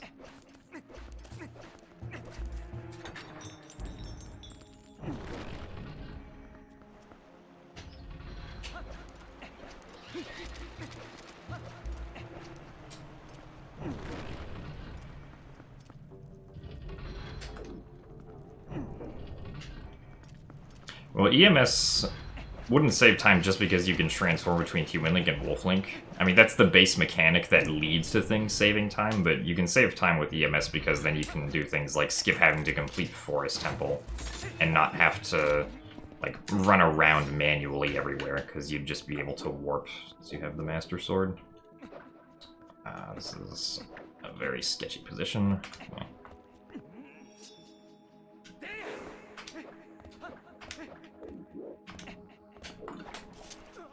That was weird.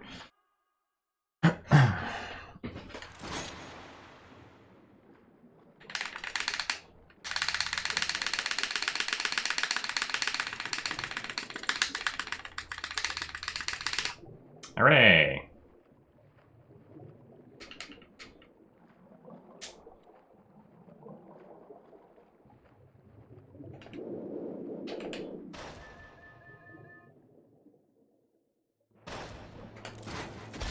I went all the way over to that random room because I just needed to load that room so that I could get a specific glitch to happen later in the run. Because if I load that room, there's a very specific gate-like object in that room that gets loaded, and there's an identical gate-like object in City in the Sky, and for some reason that I don't know the technical details behind, loading one of those gates will cause the other one to not be able to load if you don't quit the game first, right? So now that I loaded that one room, the gate in City in the Sky is not going to be able to load. And I'll save 1 minute, roughly, by that gate not being there in City in the Sky.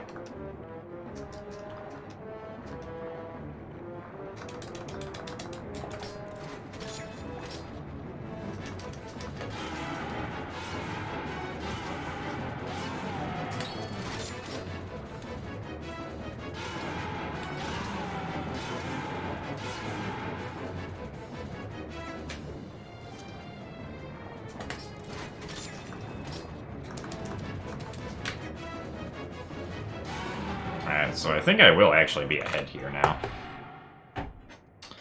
Cool.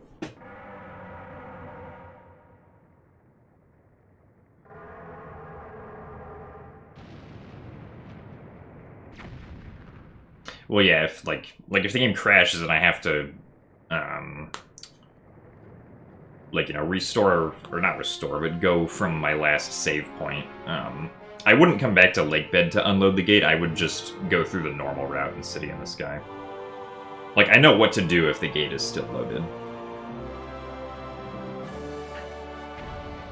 Well, I didn't find out about that, the real Scion is.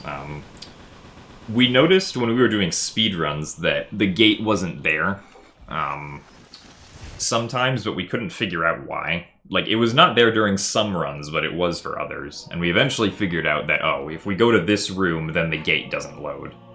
And that it's because there's an identical gate object in this room. The other one doesn't load for some reason. That the other one does not load for some reason. English.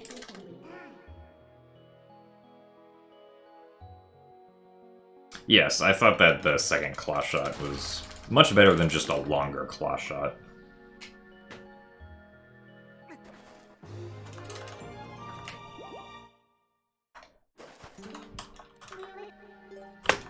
Alright, well, we're 17 seconds ahead. Let's see what we can do.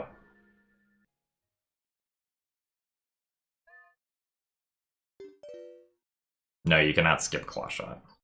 Well, you can if you use moon jump, but that's about it.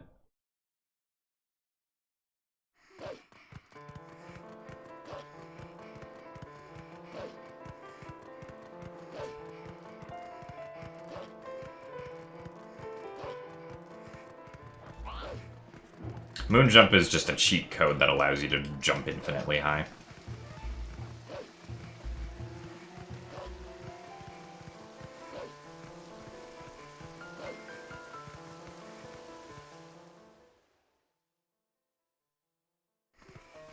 Moon shoes, yeah. When are we gonna get the moon shoes in a Zelda game?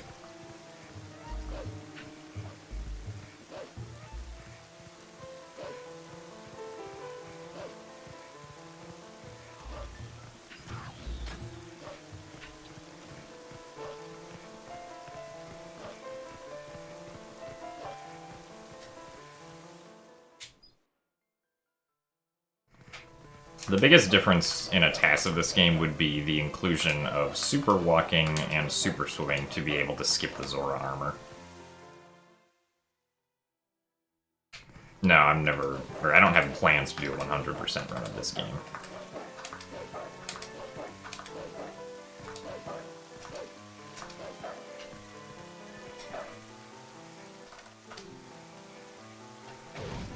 Because super swimming allows you to go really fast in water and, like, clip out of bounds and stuff. And can just be used to skip Zora armor.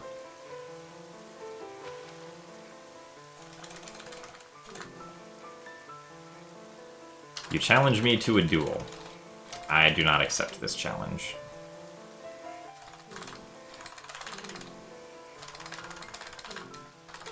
Major differences between TP HD and SD.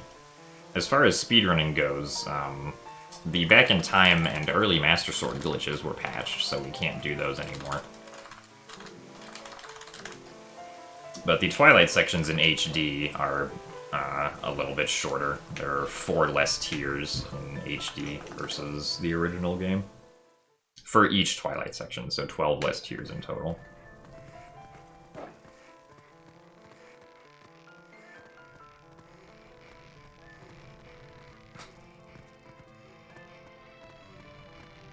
Do you mean the hardest temple in a speedrun sense, or the hardest temple in a casual sense?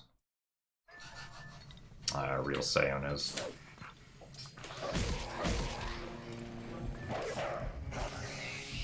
Also, thank you for the good luck just to kill some time.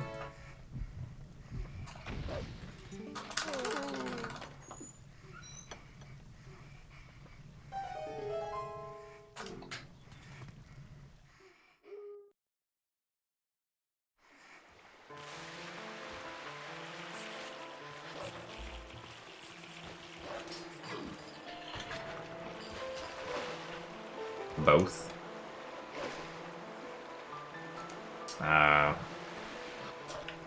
Let's see, casually, I think I had the hardest time probably with City in the Sky. In a speedrun, what would be the hardest temple in a speedrun? Probably Arbiter's Grounds. Arbiter's Grounds is the hardest one to be consistent at, in my experience. Because there are just a lot of little stupid things that can happen.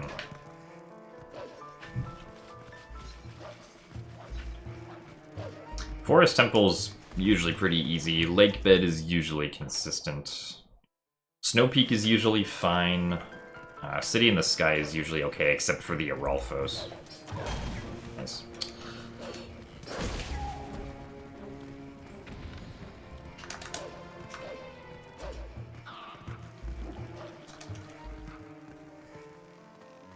And then Palace of Twilight's usually okay.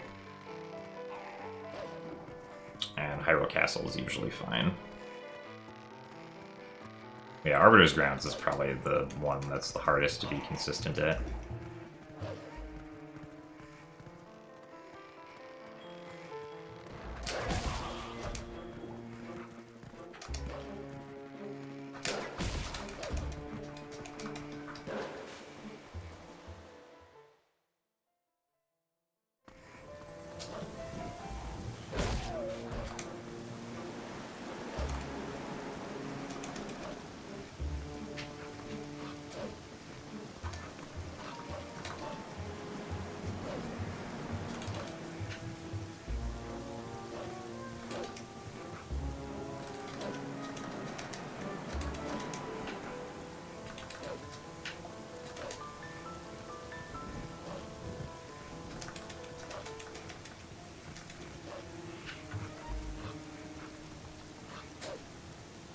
Also, hey, Twilight Stripes, thank you very much for the 19 months of Tier 1. And happy to see you've come around to watch a run of your favorite game. Also, thank you very much for the good luck, Mr. Schuber.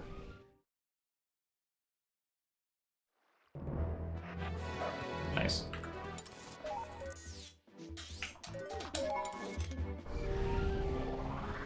This game does have big glitches. They just don't happen to skip extremely large portions of the game for the most part. Right, like we can, where am I going? So I'm not warping the bridge. We completely skipped Goron Mines in this speedrun, right? Skipping an entire dungeon's pretty big for a Zelda game, typically.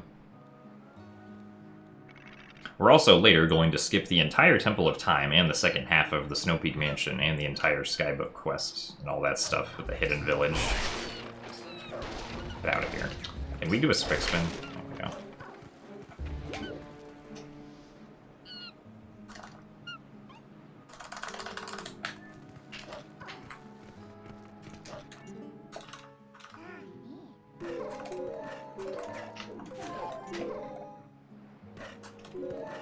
Also, hey Rionox, thank you for the good luck. We also skip quite a bit of Forest Temple and Lakebed Temple with long jump attacking. And like boss key skips and whatnot.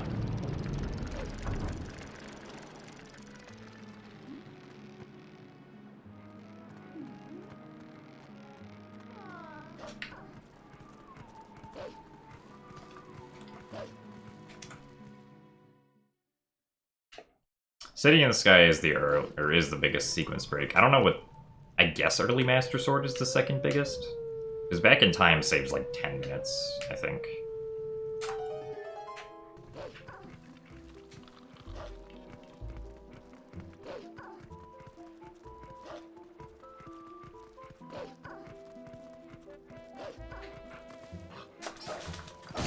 Why am I never getting that dash?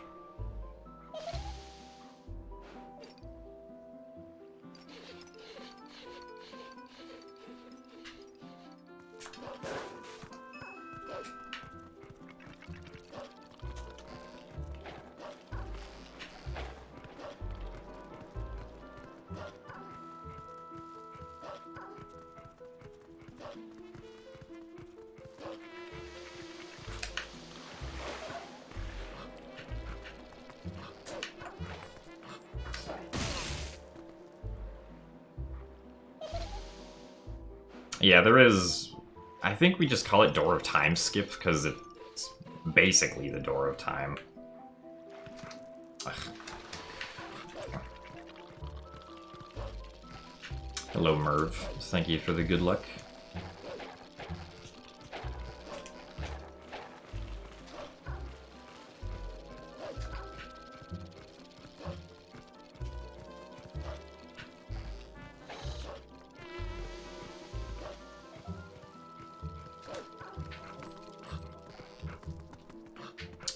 In this game, All Dungeons does not do early Snow Peak.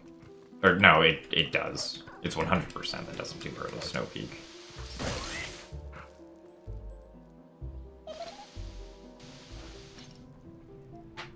I don't think anyone's done an All Dungeons run with early Snow Peak, though. Because not very many people have done All Dungeons to begin with.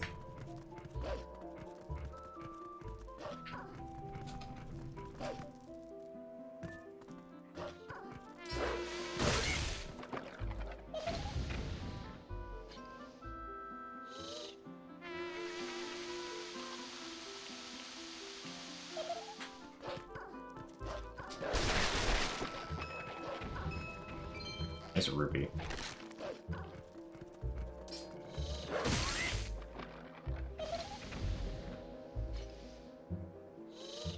Yeah, 20 is the maximum number of hearts you can have.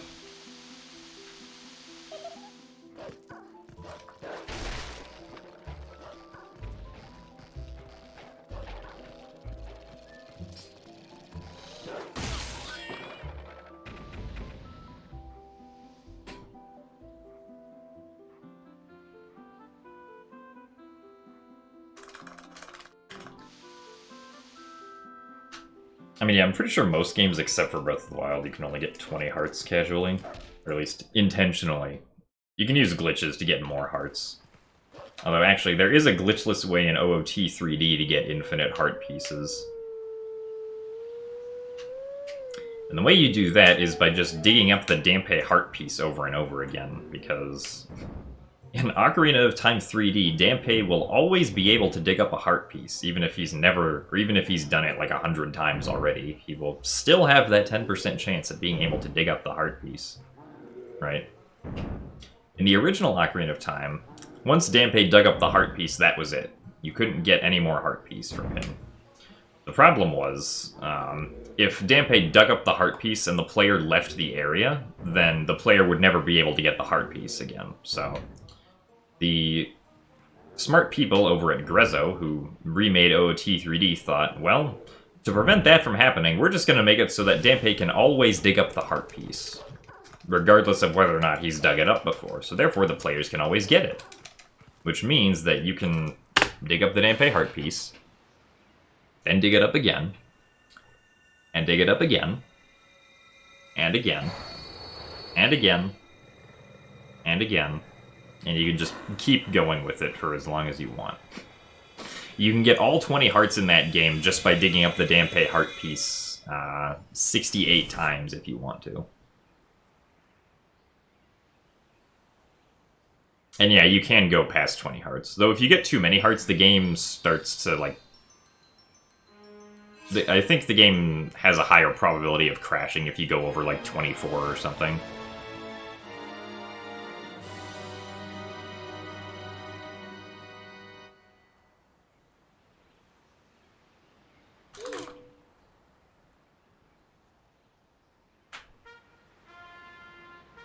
Also, not quite a not quite a 145 Master Sword, unfortunately. But now we get to do early Snow Peak. How fun is that?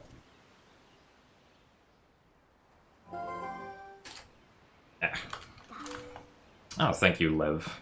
Glad you enjoy the runs.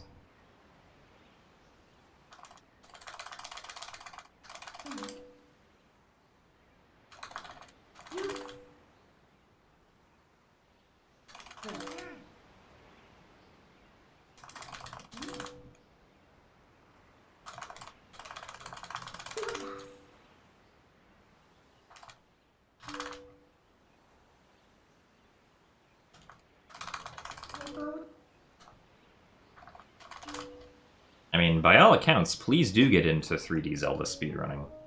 Or speedrunning whatever game you want to, really, but I just happen to know the most about 3D Zelda speedruns for myself.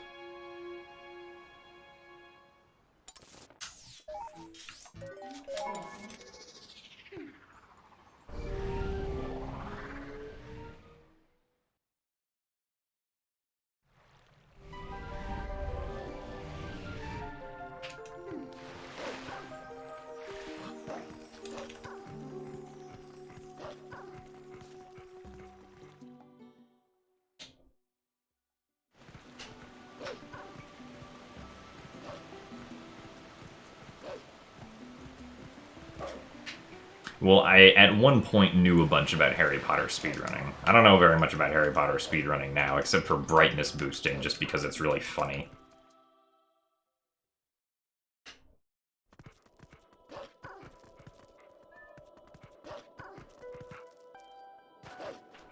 Favorite glitch in Twilight Princess / Skyward Sword? Skyward Sword is definitely Song of the Hero skip. This game, it's definitely long jump attack. Also, thank you very much, Bean Seller, for the 20-bit Wolfos bribe.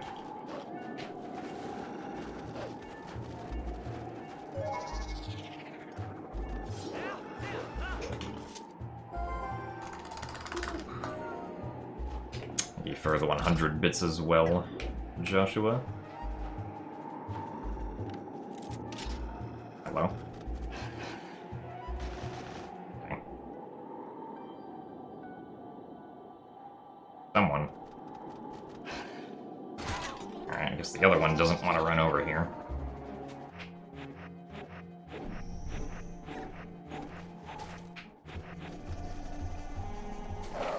Alright, very good. Or, well, I guess not that great. I lost like 10 seconds, but that's fine.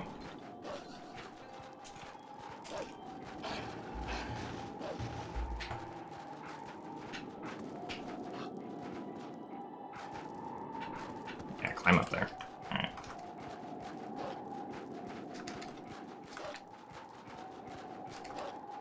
So as long as I play well from here until Ball and Chain, I should still be ahead.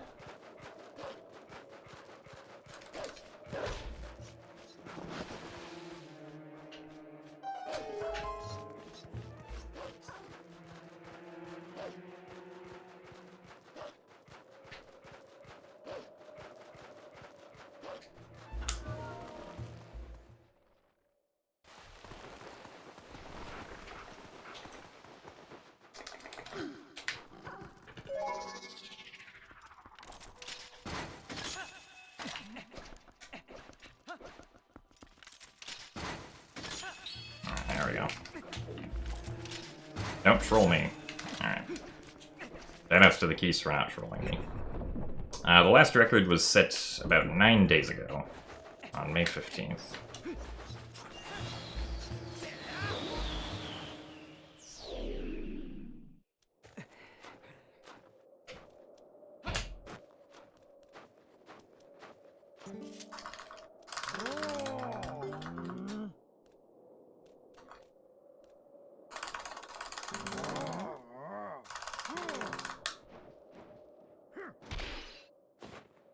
Yeah, why aren't you wasting points as well? Clearly everyone is supposed to waste points right now.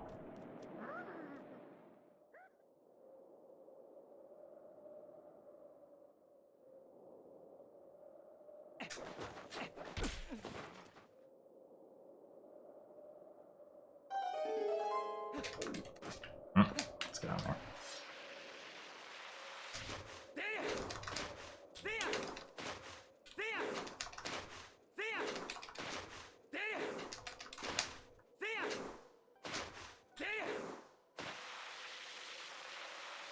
Points wasted. Excellent.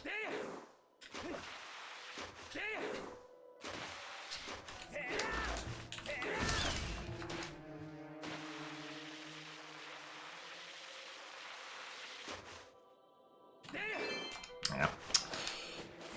Actually, I might have been able to delay that and then get the red one, so that's kind of unfortunate.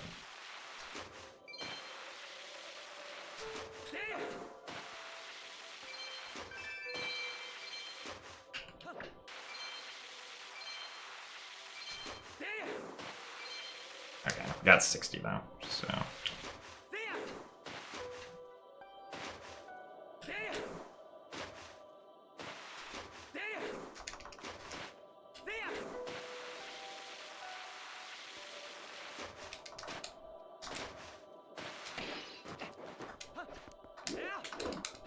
Ah, really?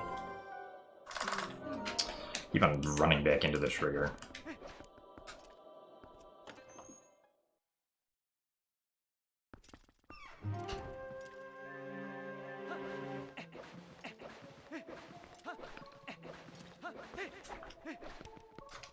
Yeah, we need rupees to repair the city and the sky cannon. So I'm going to be getting 200 more rupees here in Snow Peak. And then I will be getting 40 more rupees in Arbiter's Grounds, which hopefully I won't forget.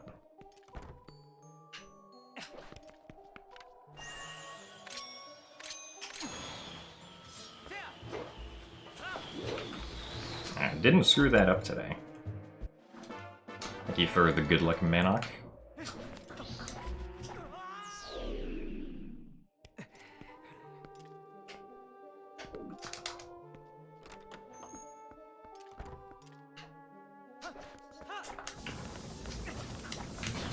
Oh, come on. Definitely press the iron boots again. I hate how when you get to this door, you have to wait for like half a second before you can actually open it so that the next room can properly load.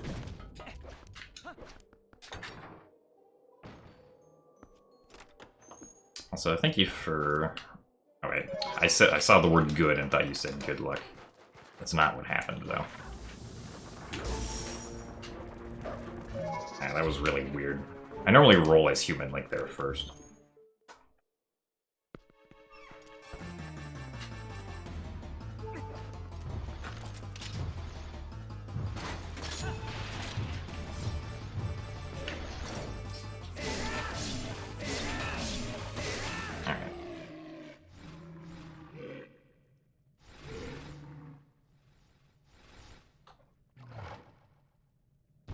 But yes, this run is going okay, Lefine. I'm still sad that this run missed Ookless. And also didn't have the best Twilights. Also, yes, excellent texture right here, everyone. I only lost like 1 second, that's fine.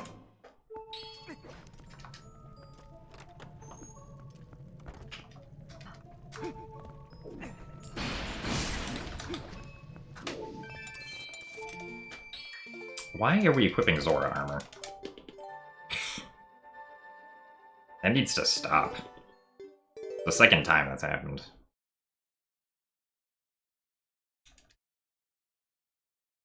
I almost forgot to go.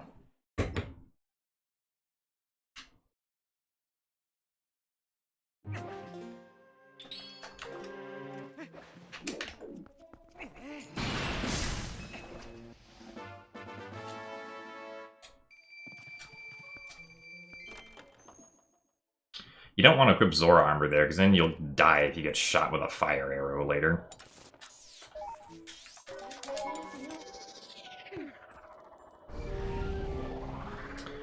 Okay.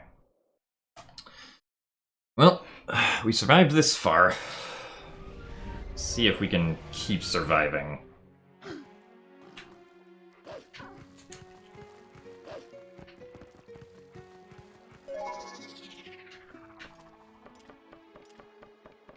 Well, it's not annoying in the speedrunning sense, Bannerman. It's only annoying in the glitch hunting sense.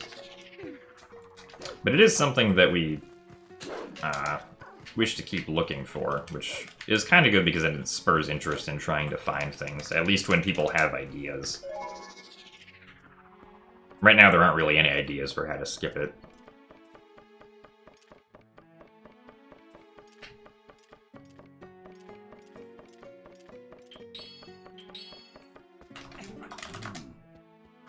Ah, yes, just skip Zant, of course.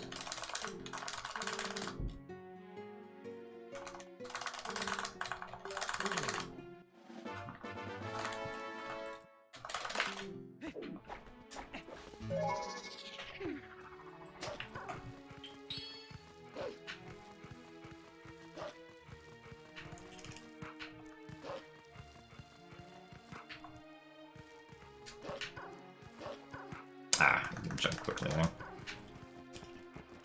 No dash cancel for me.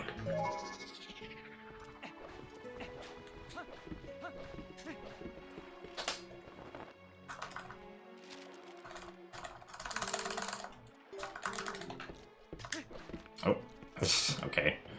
Going around fire the long way.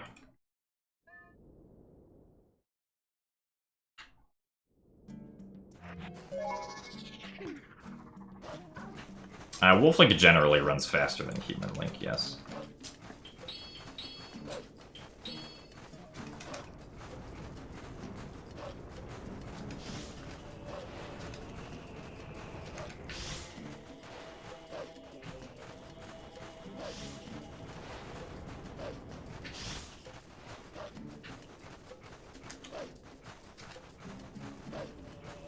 I don't know if it'll be nighttime by the time that I get there.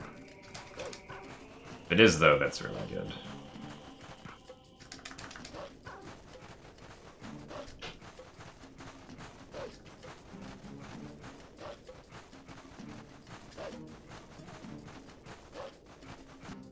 Oh, darn it. Saw me. Oh, there goes those 6 seconds. Also, hello, Bigfoot.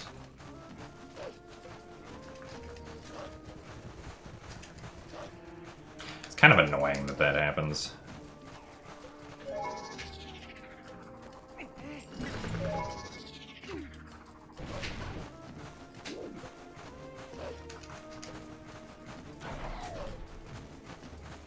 Hello? Okay. Couldn't angle Wolf Link any differently. Well, probably not going to save time here now. Because I accidentally equipped Zora armor and because I got noticed right there.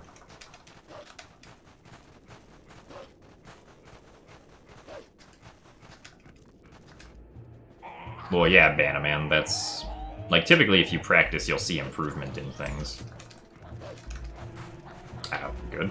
Okay.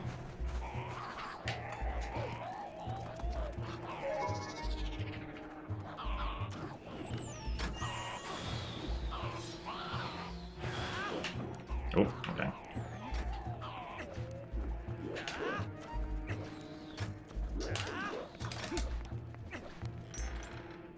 Also, thank you very much for the 100 bits Gato de Kansas. Yeah, since they're sword away.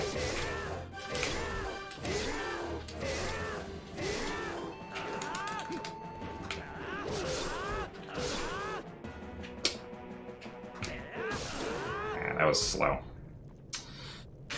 I don't think I'm saving any time here.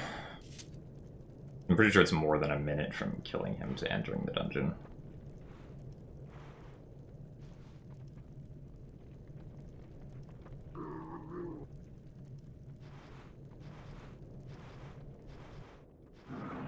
Yeah, it is interesting that the ball and chain can knock down those towers. I mean, I guess not, because those same towers can appear in Hyrule Castle. And you can just knock them down then.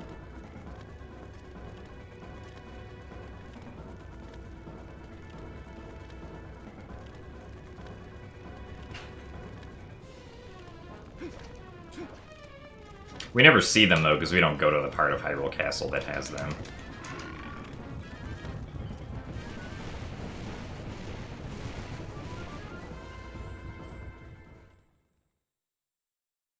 Yeah, sorry, Matt. You missed your cue. It's okay, though. I'm sure you'll get it next time.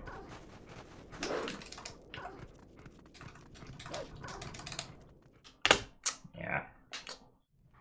Alright, well, hopefully Arbiter's Drowns goes nicely. You spin attack really fast after a jump attack by spinning the control stick in the air of the jump attack. And then you'll basically buffer a quick spin when you get to the ground. You don't even have to press the B button. Link will just automatically do it. How did the Moldorm get over there? It's a good roll.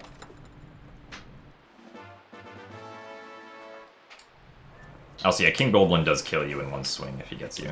That's why it's important that I backflip away in time.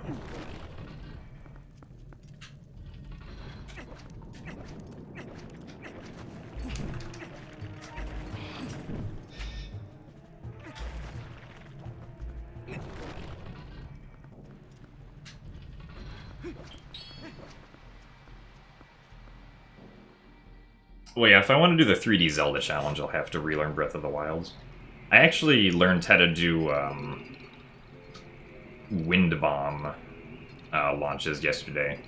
Only took like half an hour to learn how to do the front hub method, so I can do that pretty decently.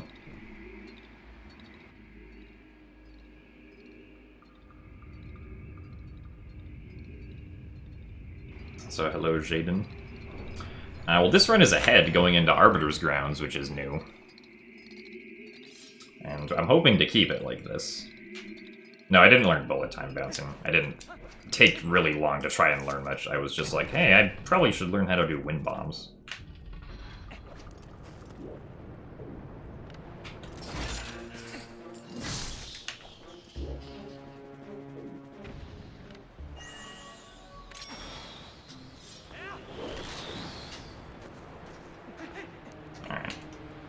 A little bit slow because I had to kill the Moldorm.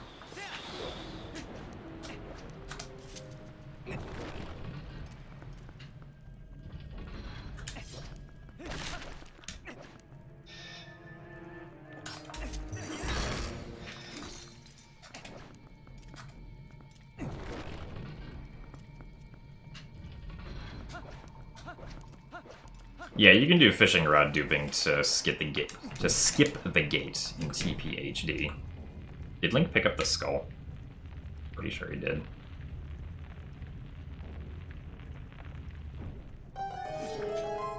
Oh, he didn't. He just put away the lantern, even though he was holding a direction and pressing A.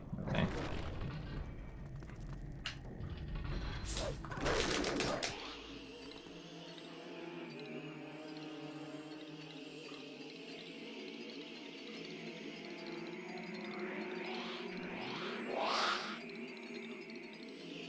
Okay, please don't give me bad RNG. Thank you.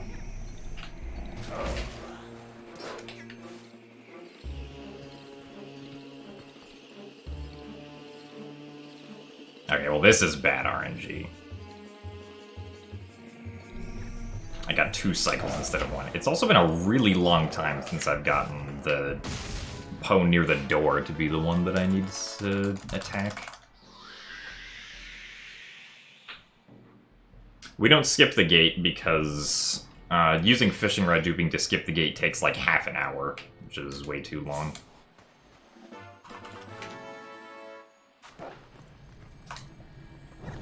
Also, good evening, Phantom Sai.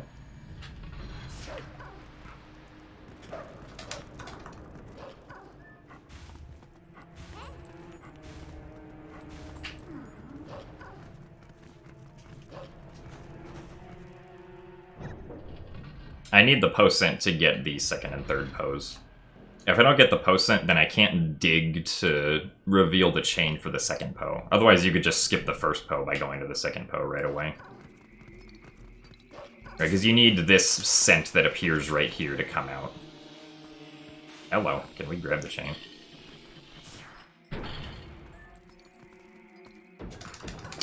Yes, good jump. Thank you for the good luck Mujik High. Also, hello Toast.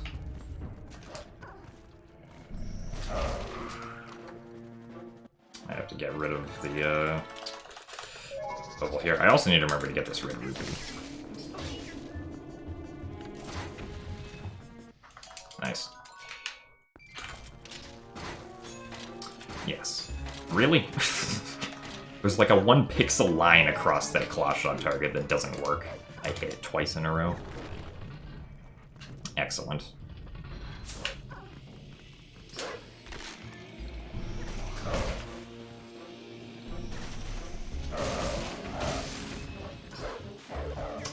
Okay, good.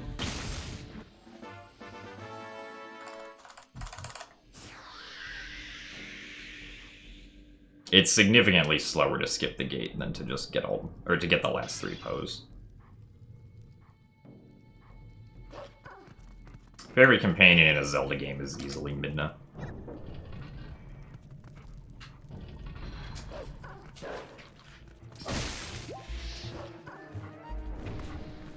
I thought it was going to attack me. That would have been really good if I got attacked right there, because then I could have saved a few seconds. If you get attacked after you start pushing, what is that called? Like the wheel, I guess? If you get attacked after you start pushing it, then it'll move on its own without you having to complete the animation.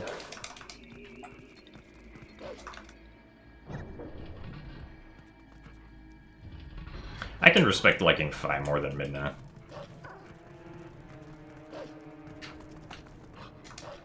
I mean, I too liked Fi. I didn't think she was personally annoying. Like, everything she did made sense within the story of Skyward Sword. Midna, I thought, was just a lot more fun to have around.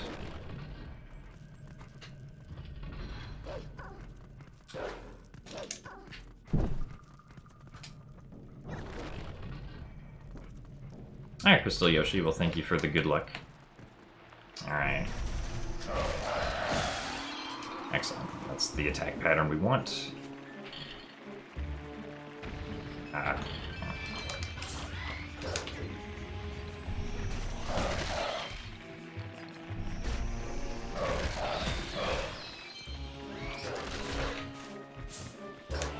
Really?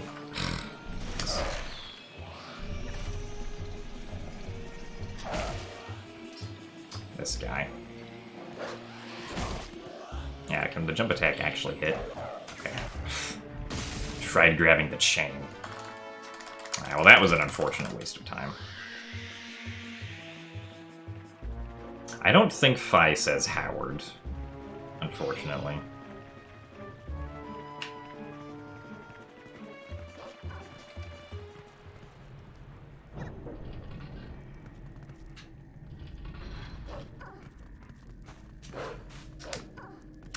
Why am I missing that sometimes? It's like the depth perception there gets screwed up. Or my depth perception gets screwed up right there. Alright, well, as long as we do the rest correctly, we should save time, but it won't be as much time as I would have hoped.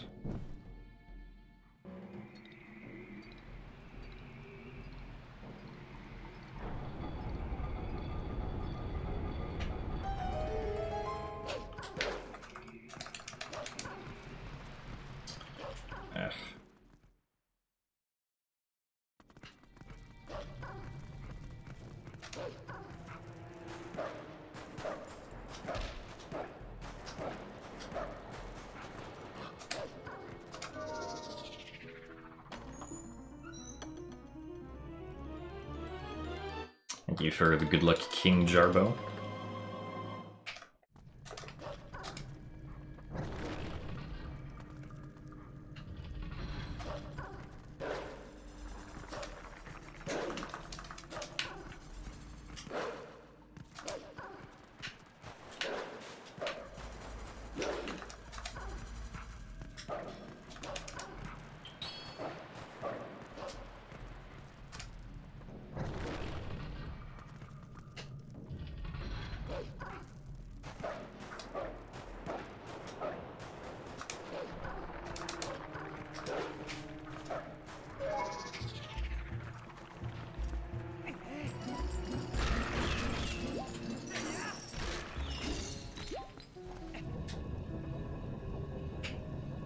No, it took me 2 years to fully complete the task of Twilight Princess.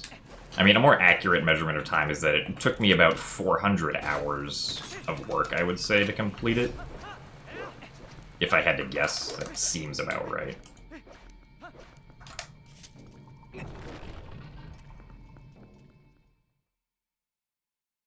Like, it wasn't consistently working on it for 2 years. It just happened to be the difference in time between when I started and when I finished.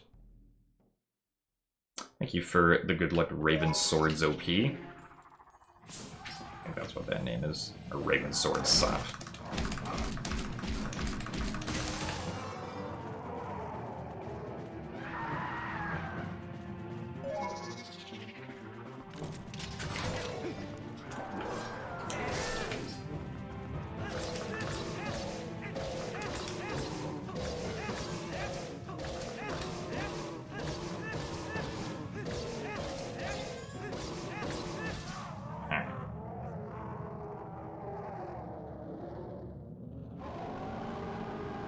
Not the near best segment I was hoping for. Mostly thanks to just that third puddle. And then falling down the room afterwards. Still, of course, saving time.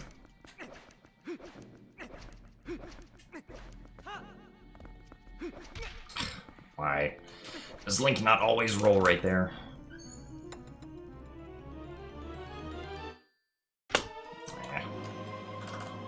I mean, we're still ahead, of course, but, like,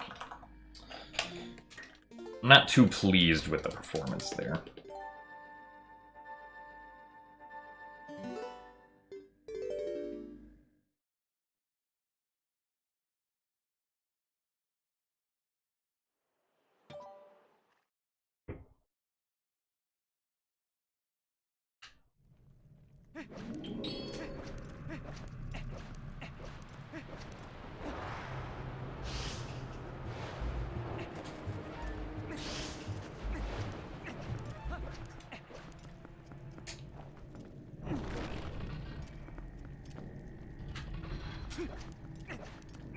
I don't think announcing a release date's gonna have Nintendo stealing our money for the next game. Metaphorically. I think the game has to be released for that to happen.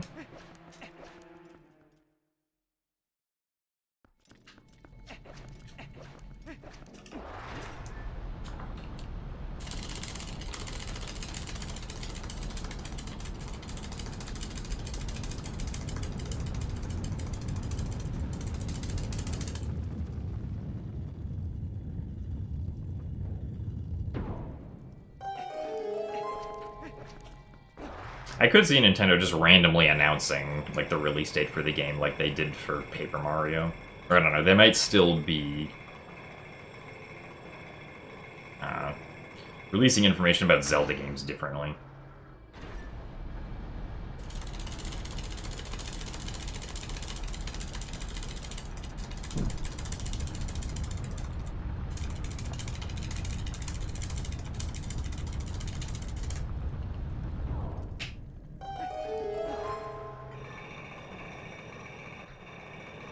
I mean, I wouldn't mind if it's 2022 as long as it's a good video game, right? I mean, I'd be very surprised if it was 2022, because 2021 is the 35th anniversary of the series, right?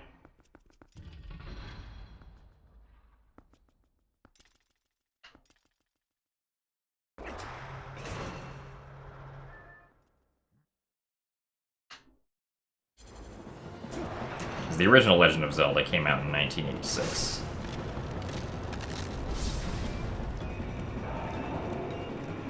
Alright, hopefully we won't get trolled by the Pinball Master. Okay.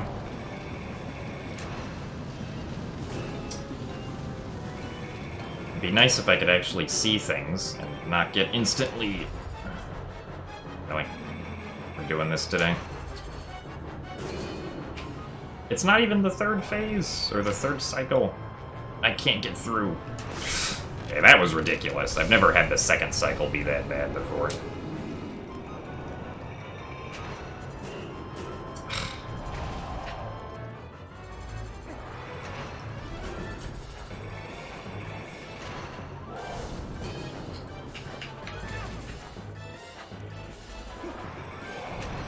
Alright, well, we are definitely not ahead now, regardless of what happens next.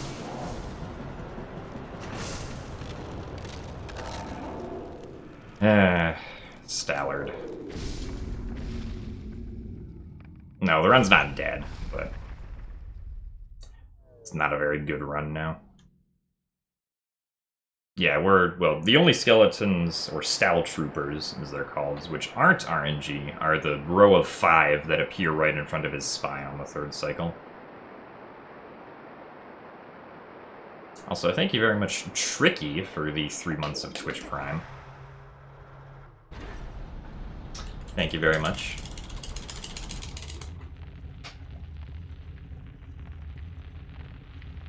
I don't really believe in the free time save for next run mentality. Personally, so. That's not how I think about it. Because I would like the time save to happen this run. I don't lose time so I can save time next run, right? I'm not saying that there's anything wrong with the mentality necessarily, I just don't personally like it.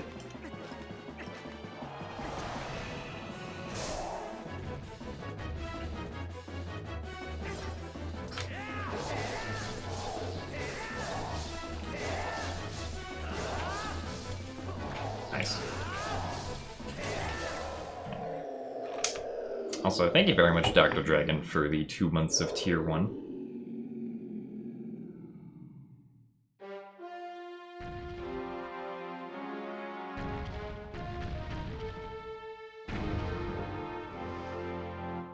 Well, no, it might not happen next run either.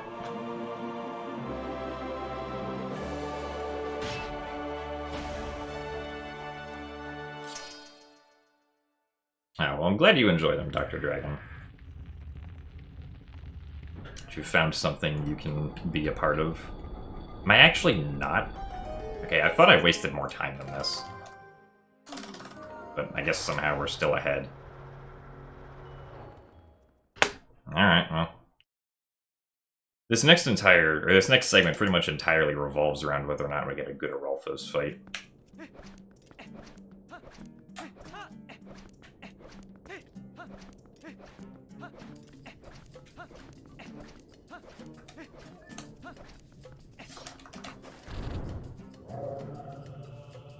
Thank you for the good luck, Elliot.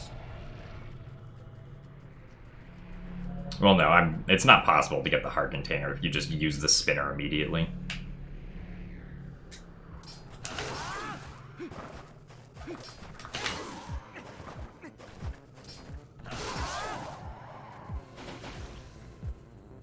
Because Link is facing straight towards the exit, and if you just go use the spinner in a straight line, he doesn't get it.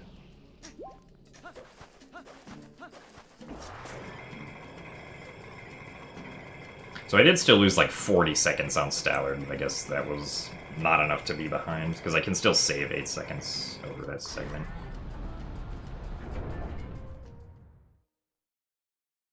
I have no idea which Ganon shown in the Breath of the Wild sequel trailer. That one is.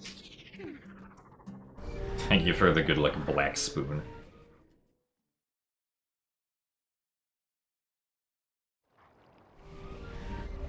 How many Howards today? I don't know, I haven't been counting. There definitely was a double Howard earlier, though.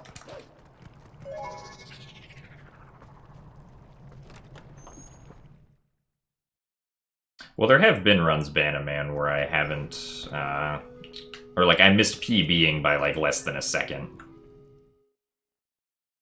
Back when Skyward Sword was over 5 hours, I once had a run that was plus 0.7 on my PB.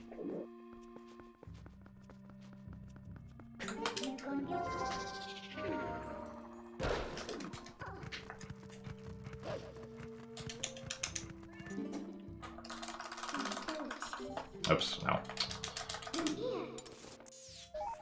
I'm not supposed to say yes to that.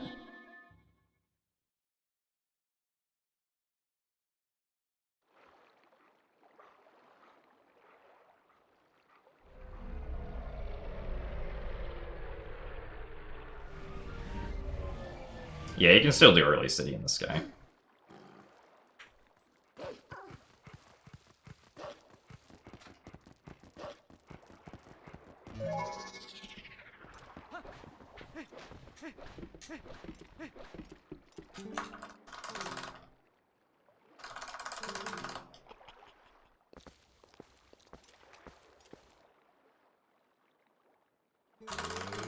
Well, I mean, you need the Dominion Rod to complete the game normally, but outside of that and, like, the Skybook quest, I don't think you ever need to use it again.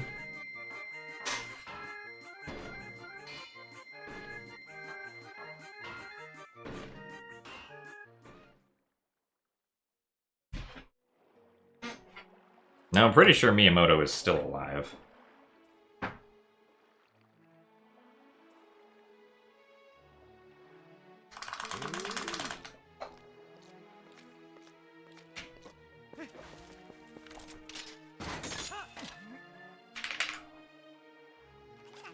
Yes, he will never die, clearly.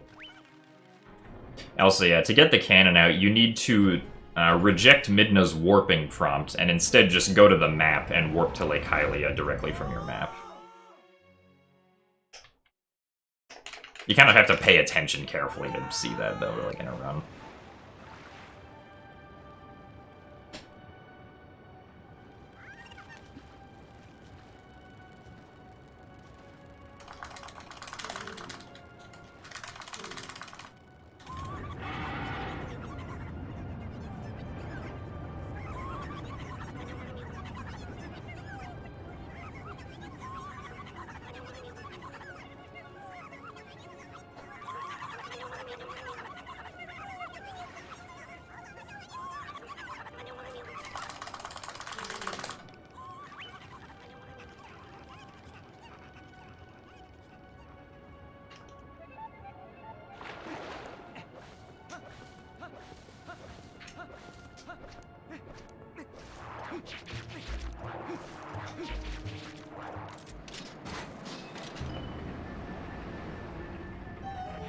Oh wait, that was the cutscene. It was really early for that.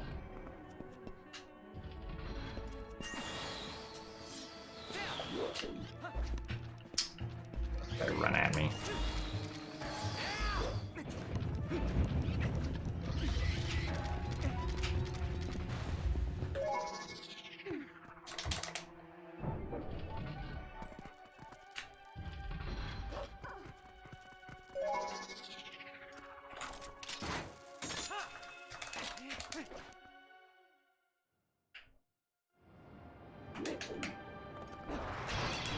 Ah, yes. Break that pot in particular. Ah, okay, well, welcome back, Crystal Yoshi.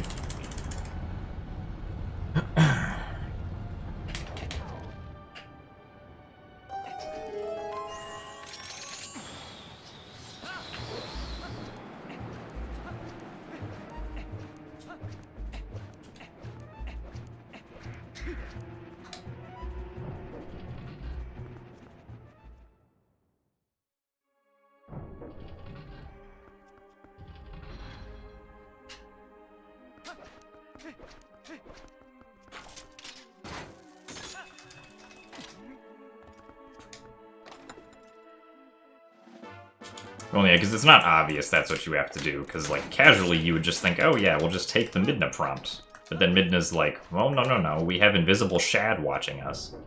We can't do that.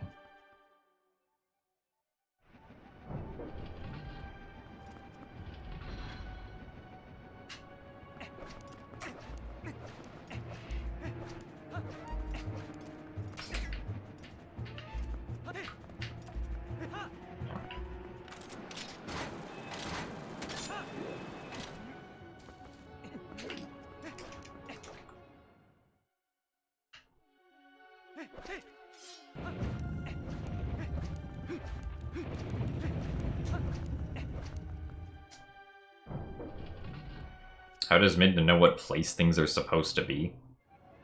I don't know, she just knows. I mean, Midna kind of knows a lot of things that she doesn't tell you until later on in the game.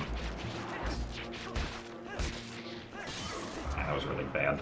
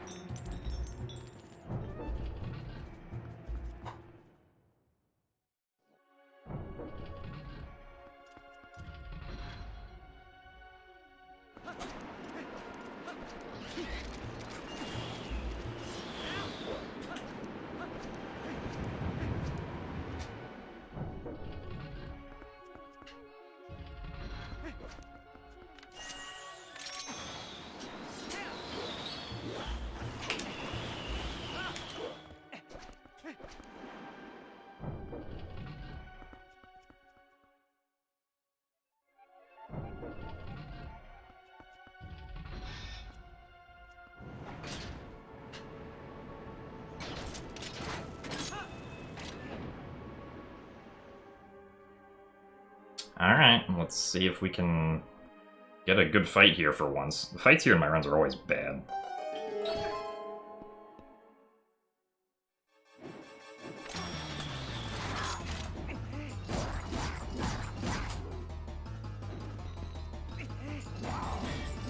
Alright, that's good.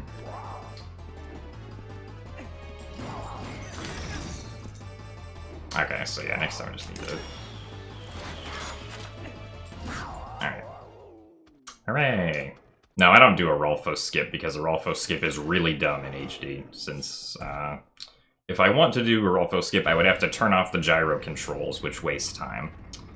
And I would also, then need to turn gyro back on after I've done it, because I'm not doing this skip, with gyro on.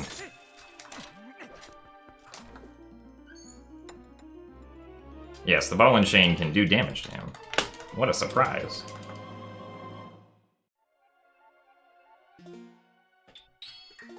Alright.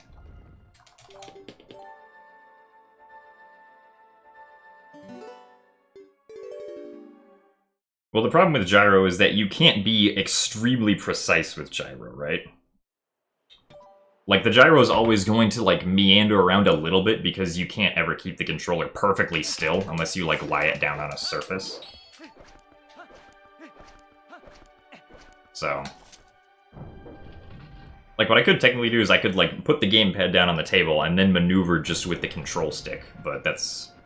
I was not able to do that the one time that I tried, though I'd probably have to practice it a bit more if I wanted to potentially be able to use it.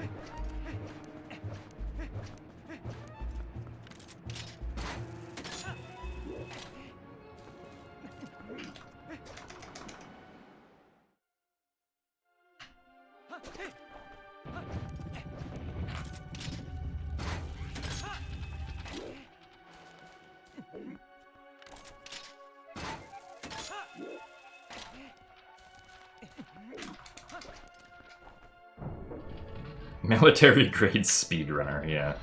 Trained by the US Army to do a Rolfo skip.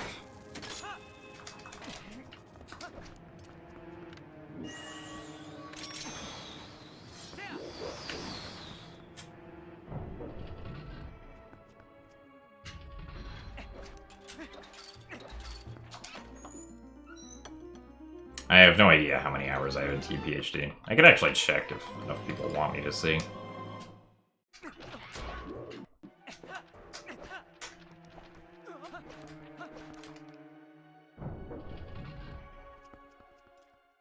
Also, hello KM Keatons. Welcome to the stream.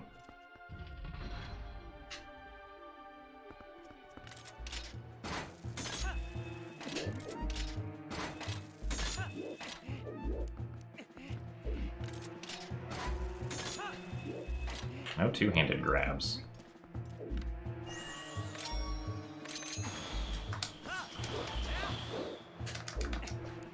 That or Rolfos, or no, Kargarok almost died. You should be able to do this route on the SD version. Except for skipping one gate in City in the Sky, everything else should be possible.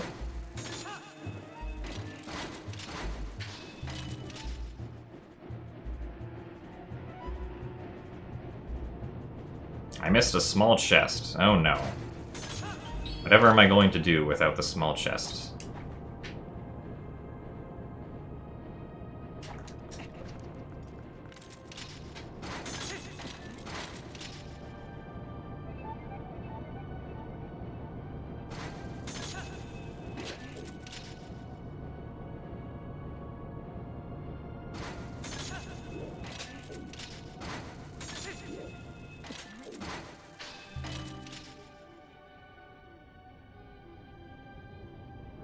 Haven't caught on to which gate unloads. Well, I mean, yeah, because we never see the gate. It's the one where I do the really big LJA in the room right before the Aralfos. Like, I LJA all the way down the room to where the Aralfos door is.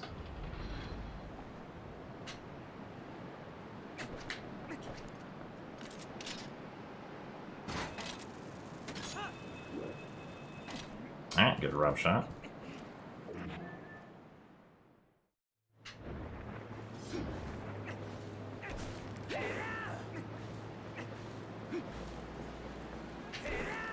Where's Argarok? Oh, there he is. Hooray for brake sliding!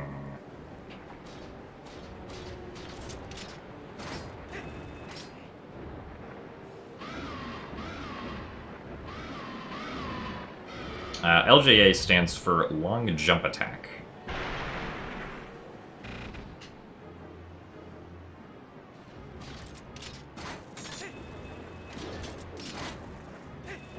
And it's basically whenever I throw out the Gale Boomerang and then do a really long jump attack when it's out there. That is the long jump attack technique.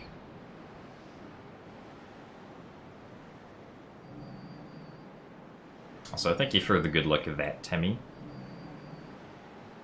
Thank you for the best of luck, Bailey.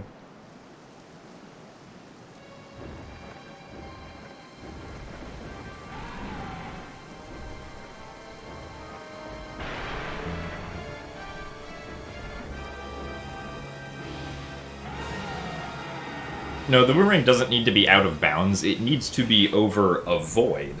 Or it needs to be over a surface that's higher than Link's feet, right? So, if the boomerang meets either of those two conditions, then you can get a long jump attack with it. Because there's lots of voids in City in the Sky, you don't really have to care about where you're throwing the boomerang, because it'll most likely be over a void somewhere.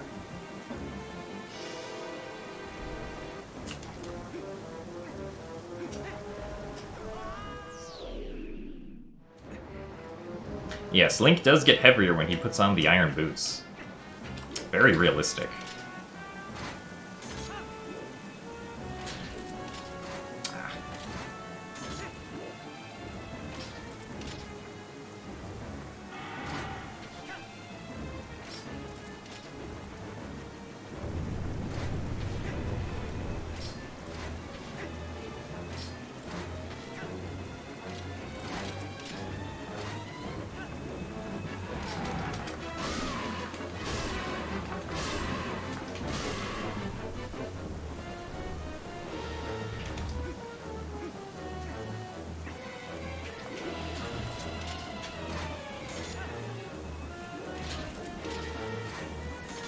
Okay. Argarok was much faster that time.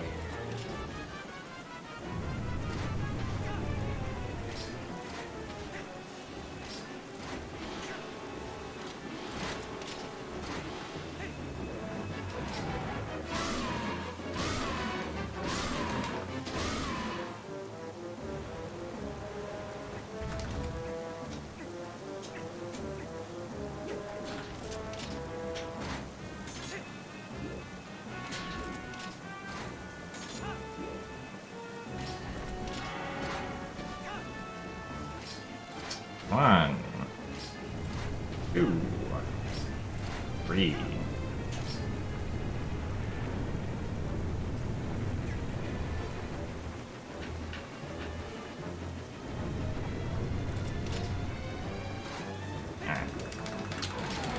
Good. Should be a nice segment.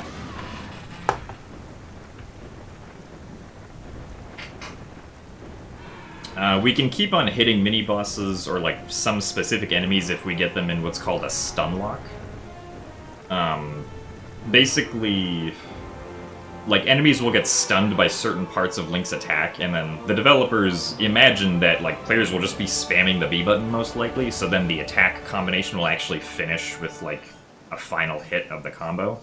But if we never do that final hit of the combo, we can just kind of keep the enemy in a stun lock with the first 3 hits. So, like, we do 3 hits, then we wait, like, half a second so the combo doesn't finish. And then we do, you know, 3 hits, wait half a second, 3 hits, etc. Until it's dead.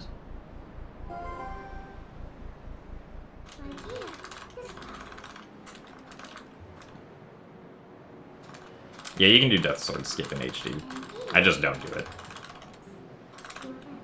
Favorite Zelda streamer except myself? I don't know. ZFG, probably. So I don't need the heart here. Alright. best segment, we take those. I personally pronounce that word Gerudo. Upside down.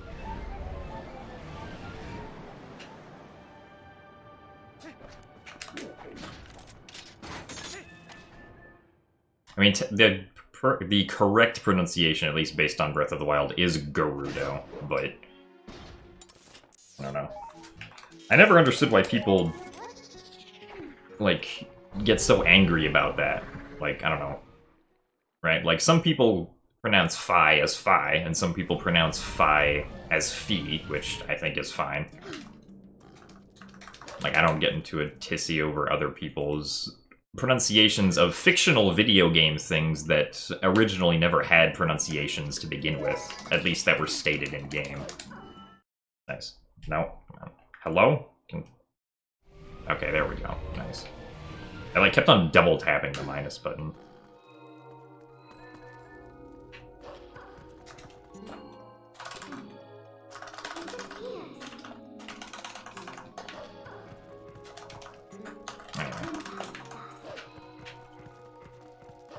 I was cheating with the gamepad.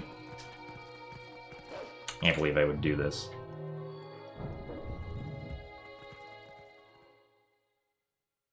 Because, you know, there are other words that start with GE that are pronounced Je, or that start with being pronounced as Je. Like German, or geology, or gentle, for example. I don't think I'm close enough to actually open this.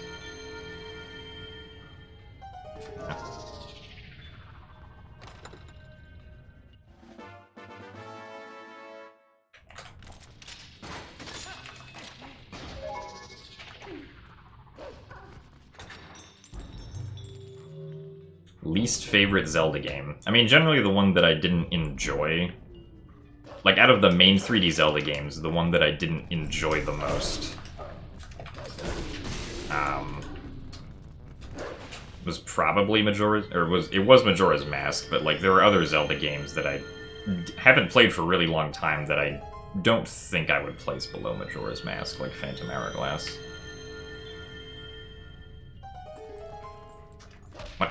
Where's the chest?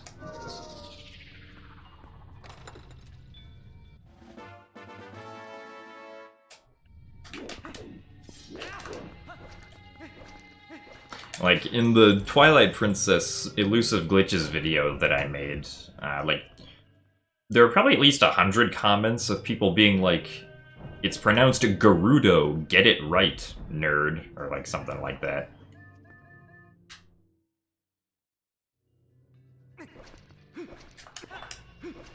So, people seem to care a lot about this.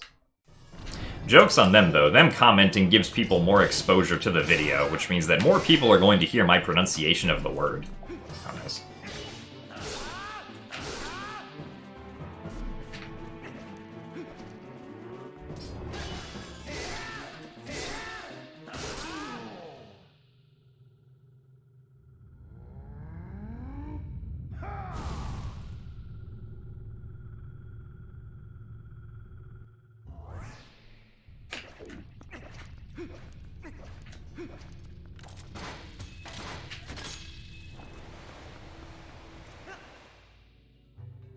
Oh yeah, in Japanese it's pronounced Gerudo. But again, languages are weird.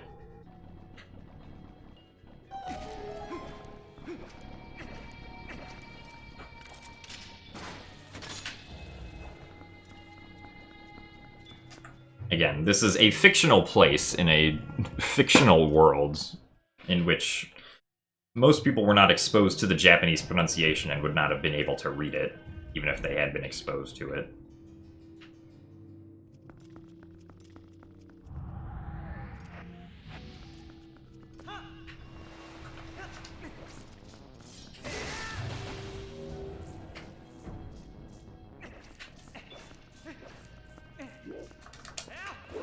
Well, no, that doesn't mean it's wrong, of course, but some people are just going to pronounce it differently. Right? And, like, even if you don't pronounce it the correct way, that it's phonetically pronounced in Japanese, people still know what you're referring to, which is the entire point of giving it a special, you know, word label.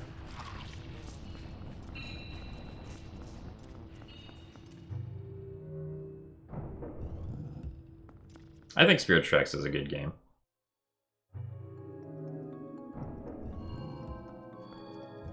Quite enjoyed it the first time I played it.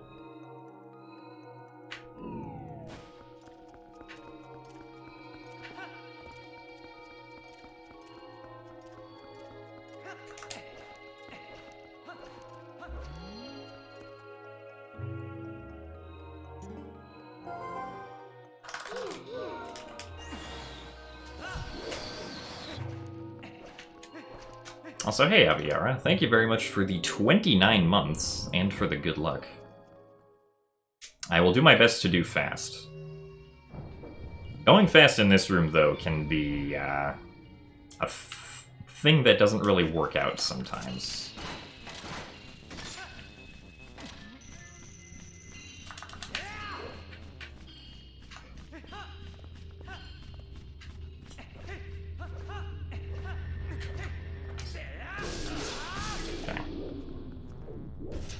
Thankfully, we didn't screw up, though.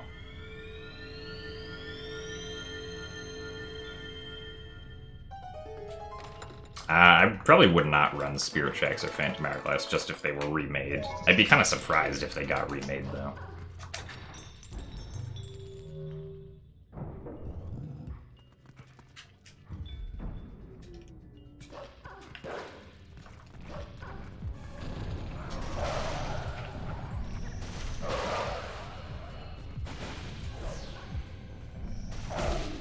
Nice.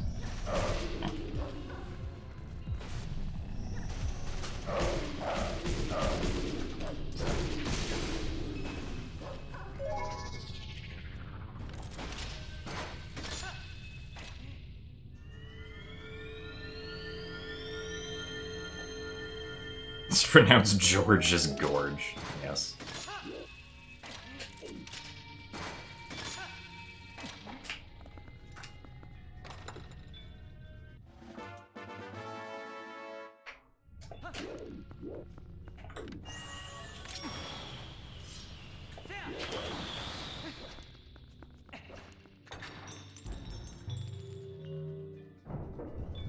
Hello, From Magic.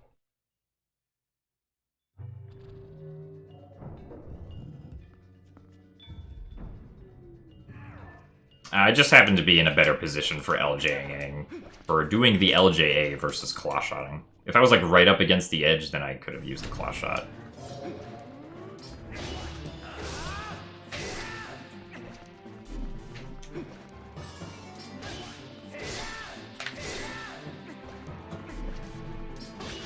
That was really nice RNG.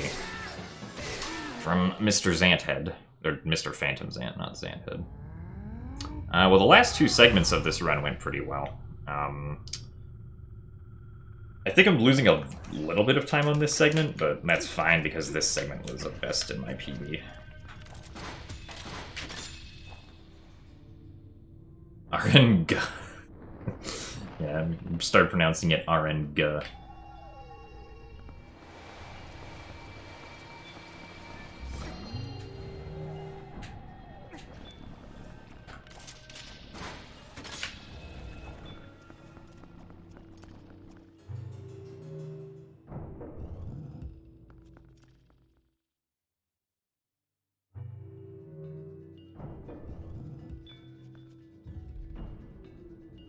Well, yeah, I did answer it earlier, Real Saiyans, but I guess if your stream froze, you wouldn't have seen it.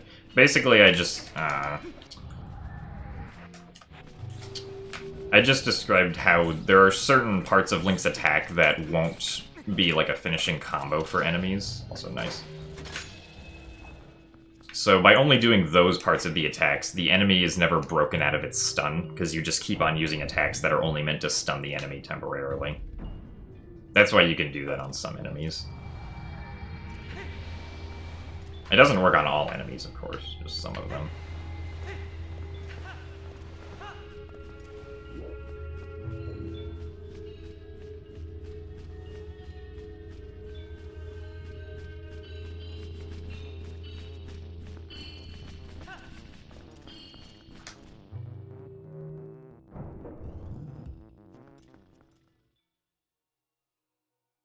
Yeah, people also pronounce the word data as data.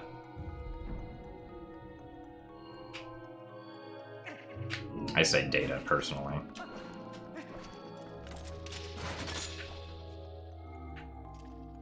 Alright, we are not going to jump off too early here. Wow, I did not jump off too early. And also got a best segment by 1 second, apparently.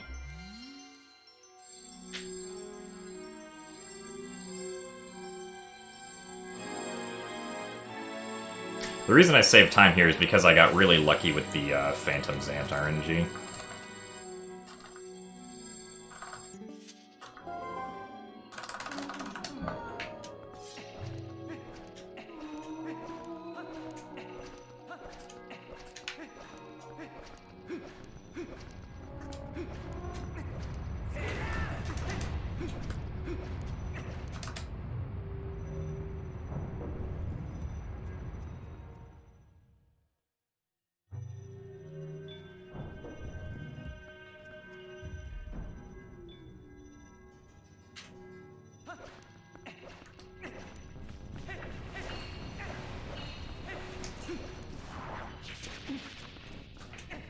Hopefully that makes it.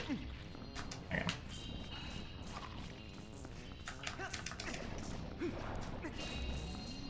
I'm gonna wait for a little bit right here because I don't want the camera to do something weird.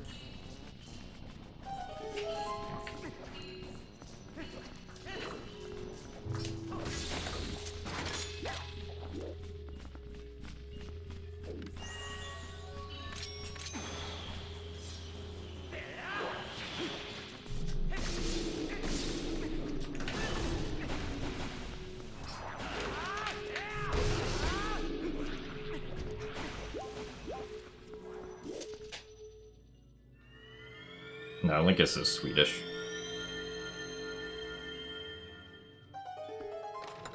Hello, Almost Timba. I'm doing alright. This run seems to be coming back, oddly enough.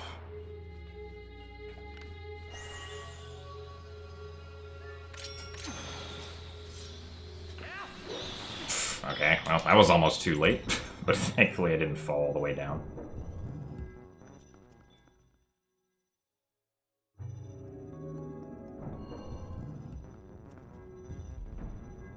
Early Snow Peak was first try. It was just a little bit slow, but only wasted like 10 seconds to it. Which is fine. Should be high enough, yeah.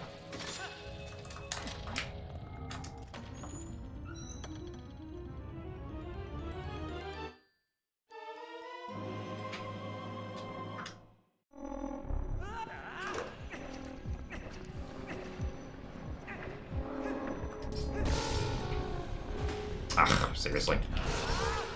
Out of here. You get out of here also.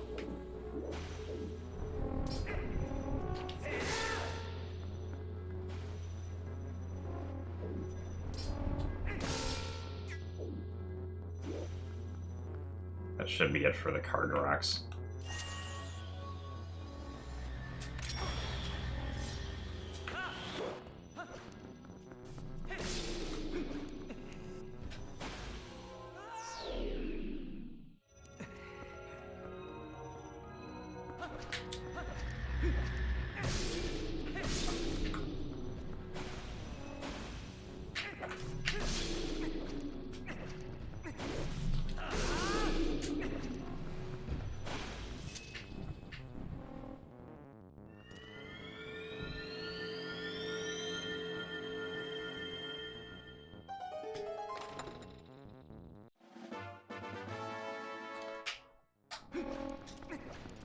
A rupee.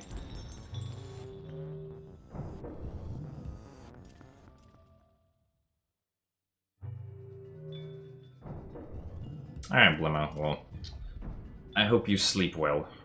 Thank you for watching today.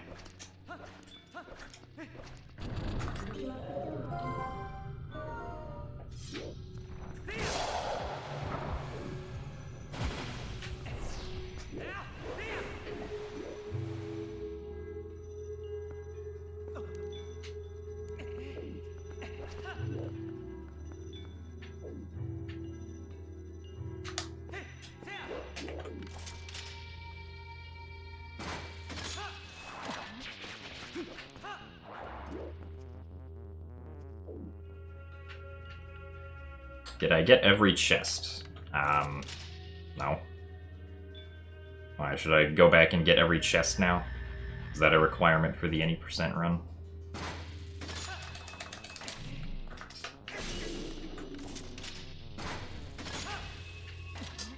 No, Twilight Princess SD is not a beginner-friendly run. You can still learn it, though, if you want to.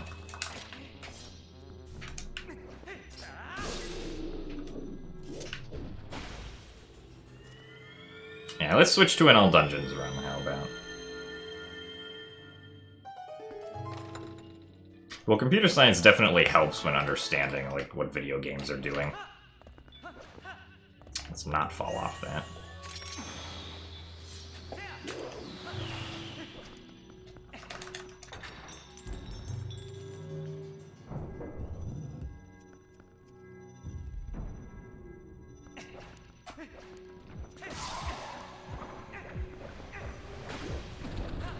Hello. I was trying to do a quick spin.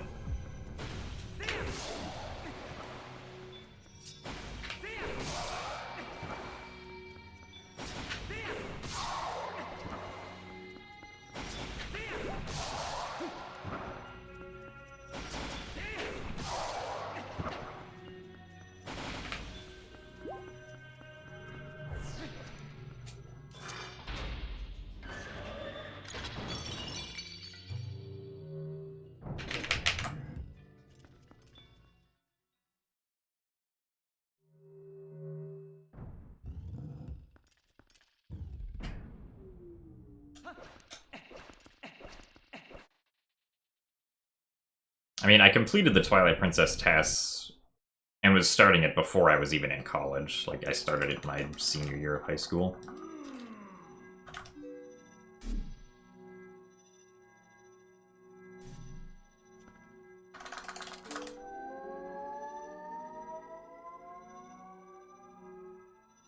How do you do consistent quick spins? I mean, it's just like practicing circling around the control stick, basically.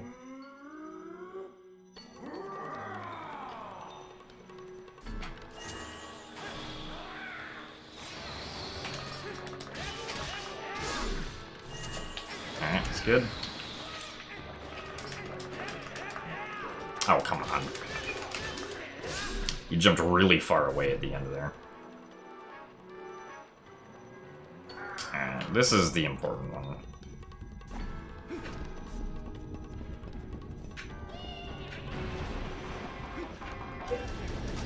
Oh, come on.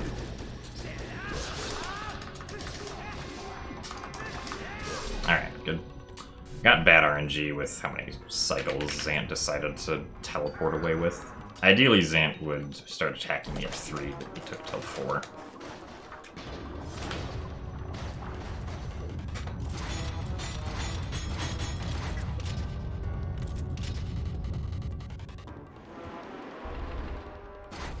Well, I moved back home because I finished the college semester, and just finished college in general.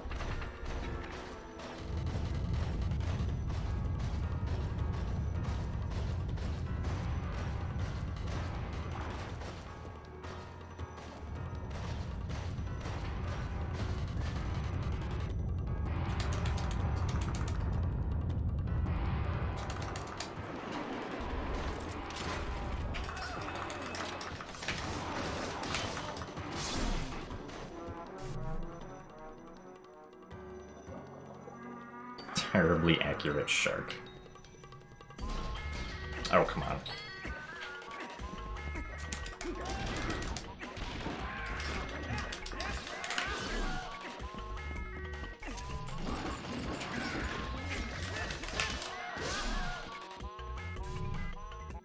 I studied computer science in college.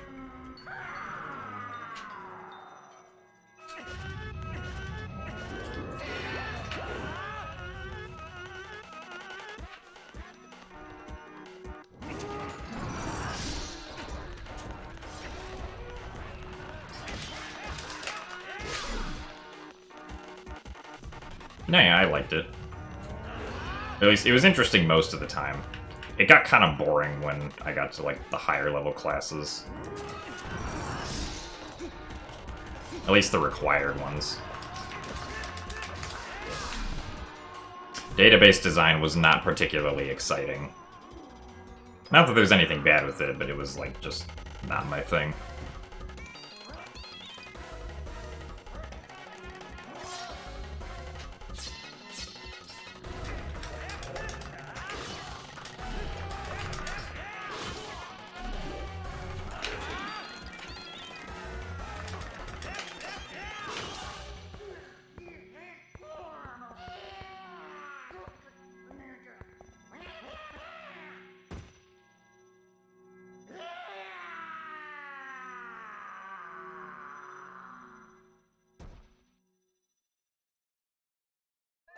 This is the best segment that I've been looking for a while here. And it wasn't even totally optimal.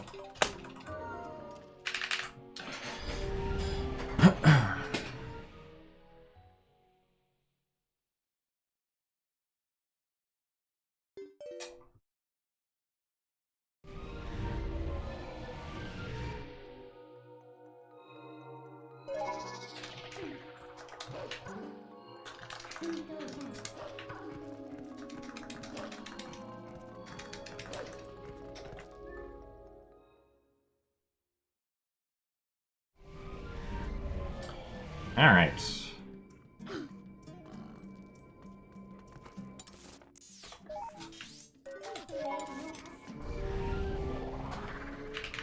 Alright, Angel, we'll see you later.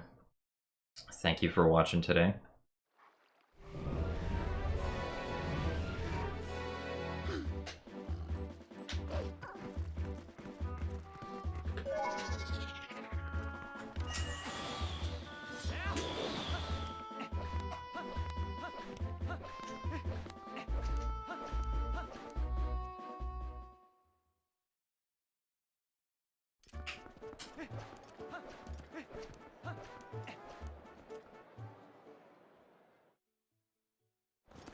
How hard a task is depends on the complexity of the game, and, like, whether or not you're doing a full game task or just tasking a small part of the game.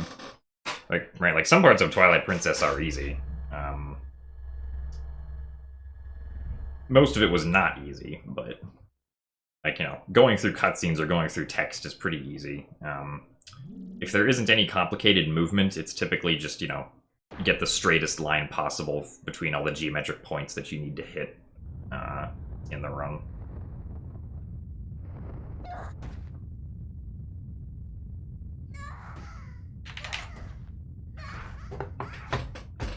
Alright, because, at least for me, Twilight Princess was a 2.5-hour task when it was finally done. Like, if someone wanted to make a Wind Waker task now, using barrier skip, that task would take probably less effort than the Twilight Princess task did, because the Wind Waker task would only be, like, 40 minutes long, probably.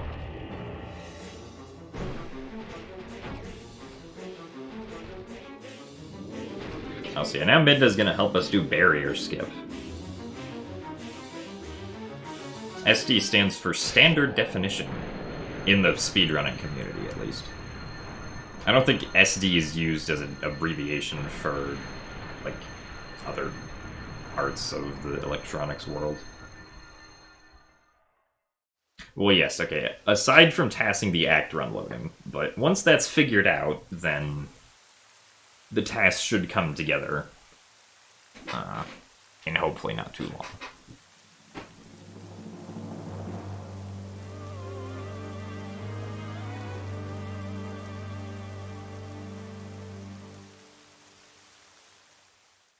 Well, yeah, but it never stands for standard definition. It stands for, like, you know, SD card.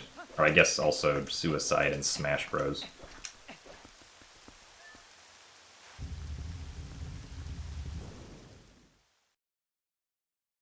A Twilight Princess task has never been shown off at a GDQ, and from what I've been told, I don't think it actually really has a chance of ever being shown off.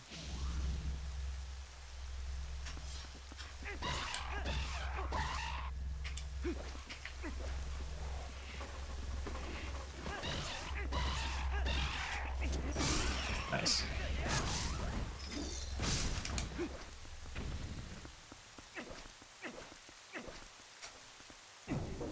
Oh, self-destruct, yeah. May or may not have been intentional.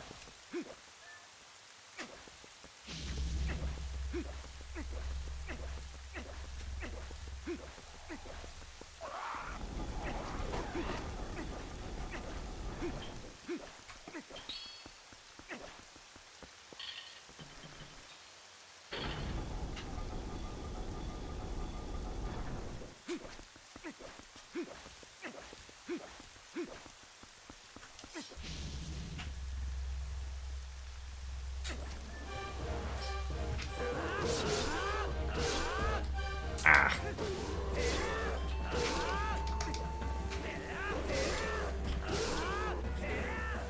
This is a bad fight. Really? Come on.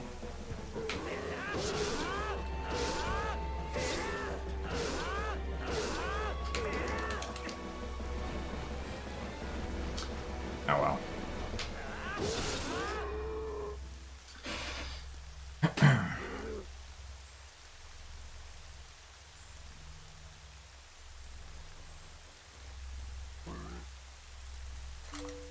Thank you for the good luck, P-Man.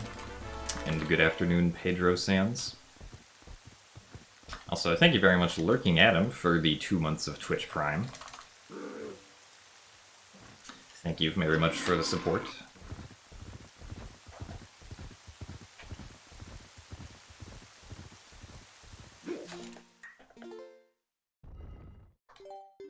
Alright. Because I have an amiibo, the save warp here is faster.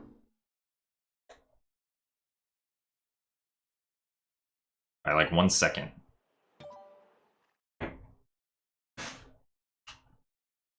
Thank you for the good luck, Bartwa.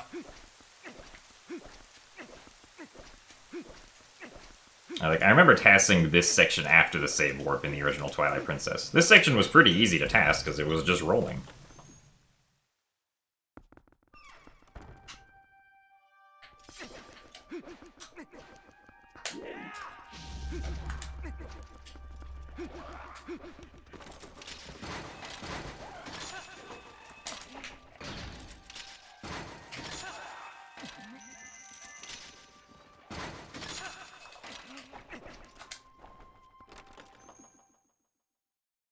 No, I'm not legally required to mention that I'm using an amiibo. It's pretty obvious from the way that, like, the save warps are happening that I'm using an amiibo.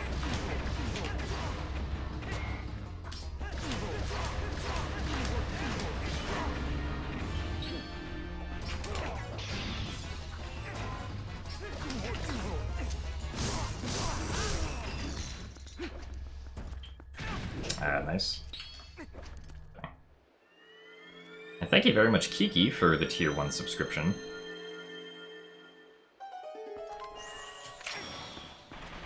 I should get it, yeah. And thank you very much, Oriel, for the 18 months of Tier 1.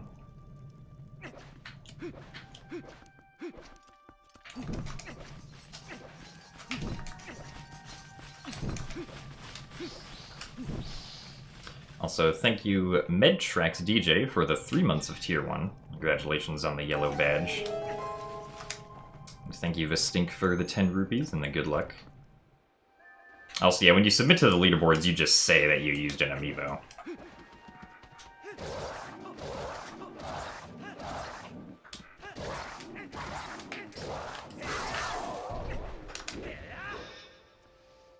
Also, thank you very much, Crystal Yoshi, for the Twitch Prime subscription.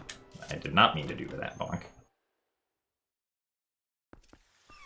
No, I own a real Wolf-Link amiibo. Someone sent it to me recently. Shoutouts to Matt Lold.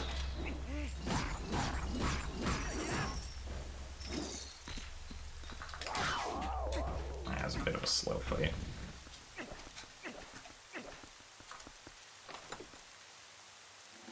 Thank you for the good luck, Mopey. Yeah, the last few segments of this run have been pretty good. I don't think I'm going to be getting a best segment here, though. Unfortunately, we're going to break the best segment streak.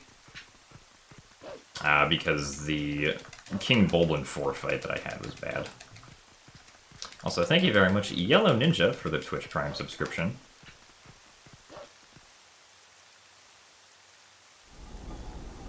I believe this was actually the first run of the day, yes.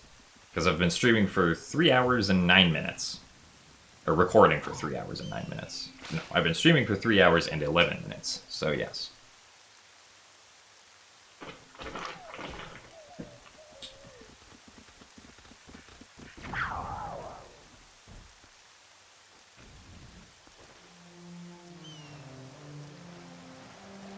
Oh yes, this run could still die if Zelda is extremely mean, but my PB already lost quite a bit of time to Zelda, so even if Zelda's really bad, I'm not going to end up losing very much time, most likely.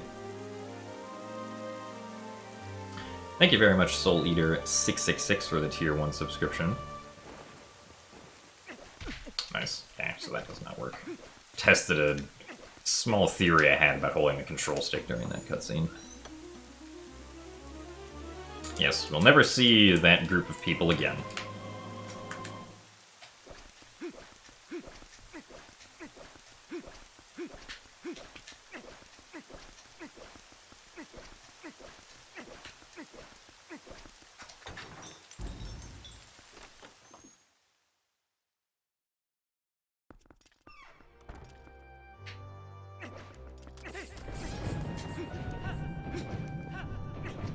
Also, I need to equip the spinner.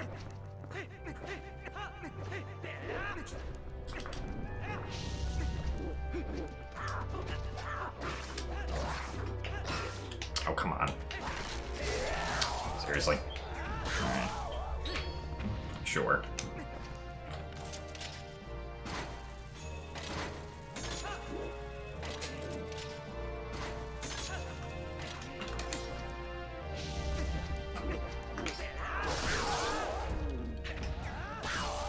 These final fights have been kind of slow.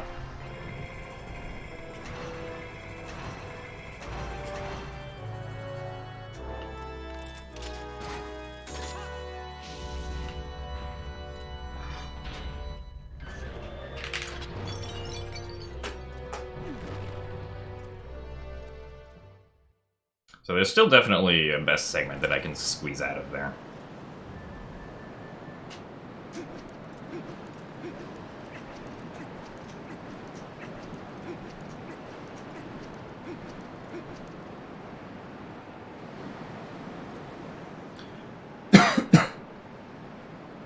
So yeah, I can save 30 seconds on this split if Zelda is really nice to us.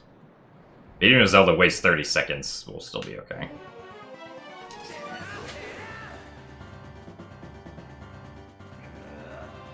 Oh, alright. It's basically a perfect start to the fight, so we take those. Zelda pretty much instantly just gave us the energy ball. Let's see what she does next. So now she's taking her sweet time between the cycles. Still on pace for a 7th cycle if she gives us an energy ball here next. Okay. Looking good so far. So now it's going to be at least 3 more non-energy ball attacks until the next one. And this is a Triforce attack. Once the camera pans out, then you know that the Triforce attack is going to happen.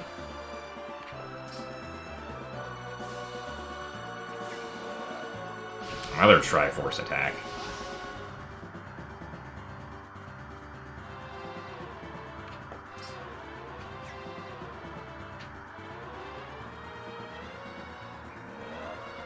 There you go. Alright, that's the faster attack that we hope she gives us. Alright, so this one is hopefully an energy ball. Yes. Alright, excellent. A 7-cycle Zelda. So, if I don't screw up here at the end, we could potentially see a 316.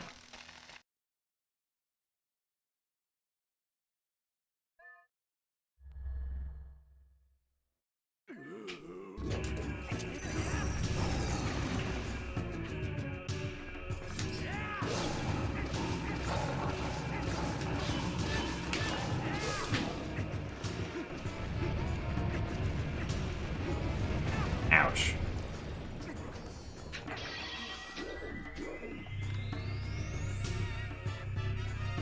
Hello, Beast Ganon. I have this nice ball and chain I'm gonna throw at your head.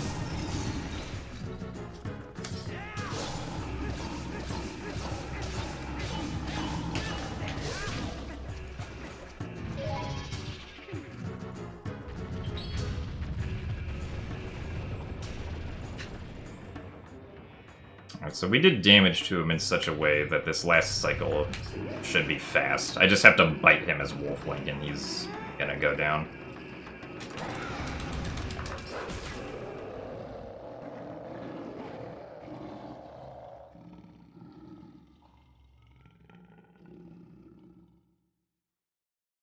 Also, thank you for the 100 bits Sky 7 DC. Yeah, singular poggers only. No multiple poggers. Alright, now, will I get knocked down during horseback? Hopefully not.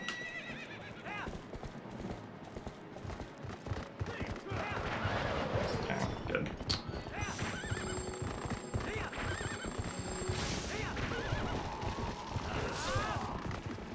It's gonna turn to the right here.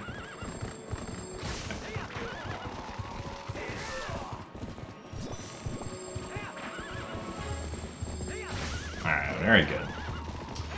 We take those fights.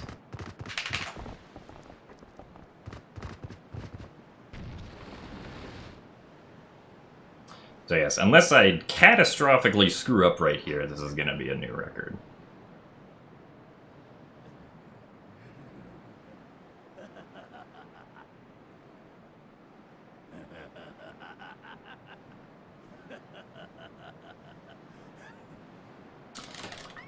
So the Ganondorf fight is somewhat anticlimactically very easy in this game. You just kind of have to do a jump slash quick spin on Ganondorf 3 times.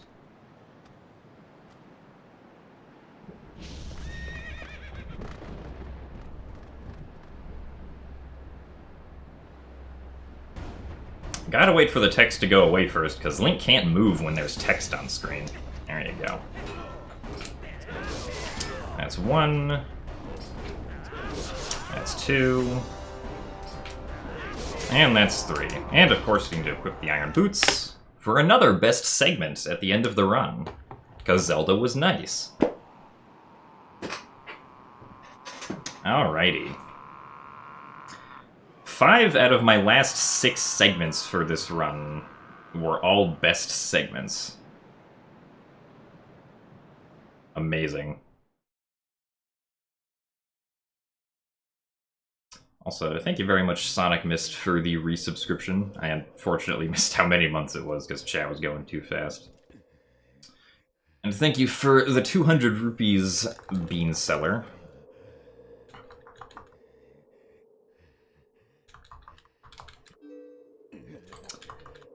And 600 rupees from someone else who should appear next here.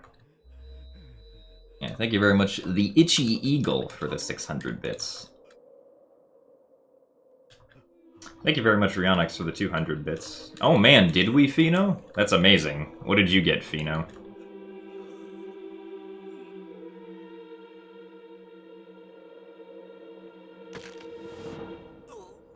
$322. Excellent. Very nice. The leaderboards are coming down. Also, thank you very much, Technically a Guy, for 500 bits. But yes, and also thank you very much, Jinky45, for... Or I think Jinky45 was gifted a subscription. Thank you to whoever gifted Jinky45. And thank you very much, Joshua, for the 450 bits. Oh yeah, alright. Someone wanted me to sensually say the word honk into the microphone.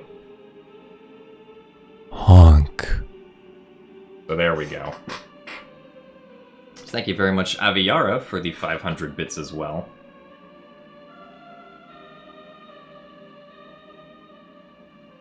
And thank you, Jaden, for the 20 bits.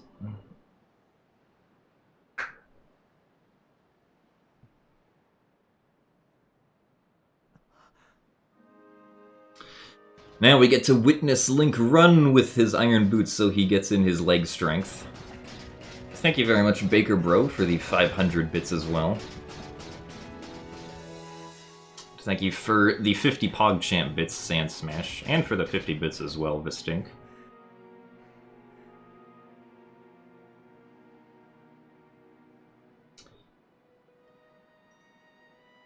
Alright. So, yeah. Now that we're heard all the clanking, we get to see Midna's true form. Hooray.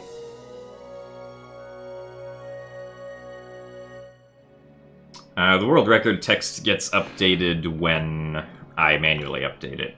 Because it's not actually a world record component that like pulls from the speedrun.com API, it's just text, so like I can change it right now. To a 3:16:46.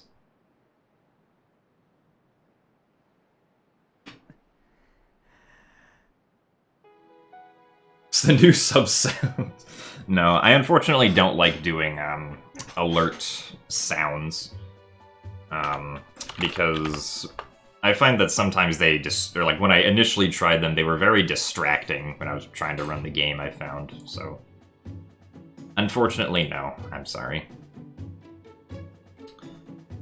Yeah, so, let's see, let's do a review here. The beginning of this run was like, it was kind of okay, but like, definitely could have been a lot better in the beginning. I got a best segment on Boomerang, which was very good. I got that because both the Monkey and Ook were very nice with their RNG. So, yeah. And then I didn't like screw anything else up, so I just got the time saved from the what would have normally been not as good RNG. Forest Temple, I failed Ookless, so I lost like 40 seconds in Forest Temple. So that was fun.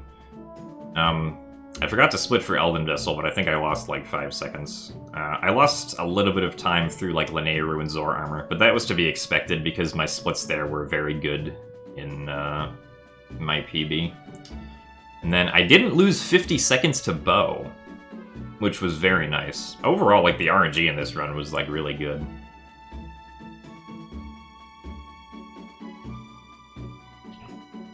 Let's see, Claw Shot I lost a little bit of time on just for like general sloppiness. Was it the pot? I'm trying to remember what that was. There was something that was sloppy that I lost like 11 seconds over my best too. Lakebed Temple I didn't screw up, so that's good. And then Master Sword I saved 4 seconds. I lost 1 second on Ball and Chain, even though I lost like 10 seconds to the early Snow Peak itself. To the Wolfos jump, so that could have been better. So I can still get a better best there on Ball and Chain. Let's see. Entering Arbiter's Grounds, I lost like 20 seconds over my best, I think. 6 seconds to getting noticed because it wasn't nighttime, and then another few seconds because I accidentally equipped Zora Armor again, which I shouldn't have done. And then, because also the King Baldwin fight was bad. Right. Spinner, I can still save like 20 seconds. I messed up the third Poe on the Spinner segment. Arbiter's Grounds, I was just getting hard trolled by Stallard and like the Stal Troop replacements, which is why I lost like 30 seconds there. But after Arbiter's Grounds, we played well. 4 best segments in a row right here. Also, thank you very much, Metalicamuse, for the Twitch Prime subscription. The only reason I saved time on Sauls is because I got really good Phantom Zant RNG. He spawned in the middle twice for me, which is like the optimal spawn location, which usually doesn't happen. Because he has like, I want to say 9 different spawn locations each time.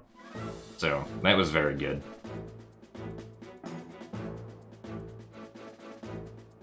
And then Palace, I finally got the Palace best segment that I'd been practicing for. And it can still be a little bit better, because I still screwed up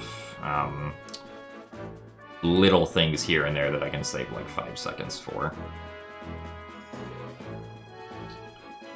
Hyrule, I lost time here because I screwed up the King Bulblin fight again. And I also didn't have very good Lizalfos fights.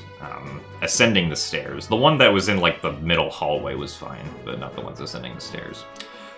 Also, thank you very much, Pen Penster, for the Twitch Prime subscription. And then, of course, Ganondorf. Zelda gave us a 7-cycle. The cycles themselves seemed fairly short for the most part, and then, of course, I didn't screw up Beast Ganon or Horseback Ganon, so I got another best segment there. So, yeah. This is also my 399th attempt at any percent for this game. So, yeah. Funny number. Some of best segments went down by 40 seconds this run, thanks to these last 6 segments.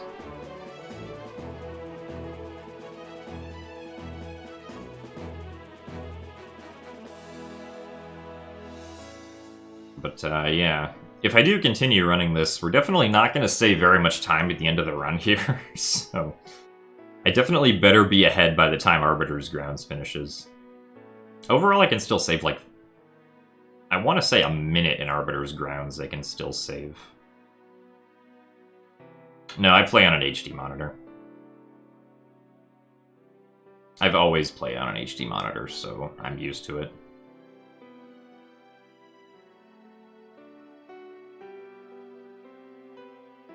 So yeah, the 2 big mistakes were missing Ooklis and then Arbiter's Grounds. For like a minute and 40 seconds each. I guess, theoretically, I could be like 30 seconds ahead at the beginning with Bokoblins, but that's probably not going to happen. So.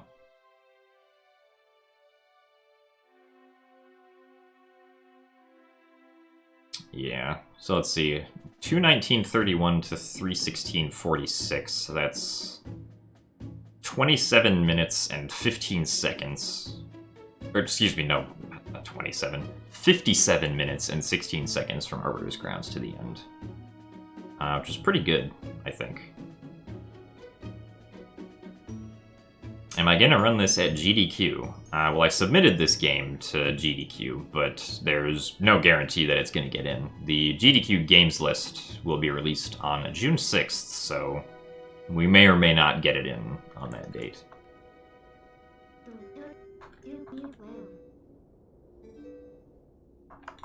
You don't resubmit for GDQ, you just update like your video link to show the run that you've done.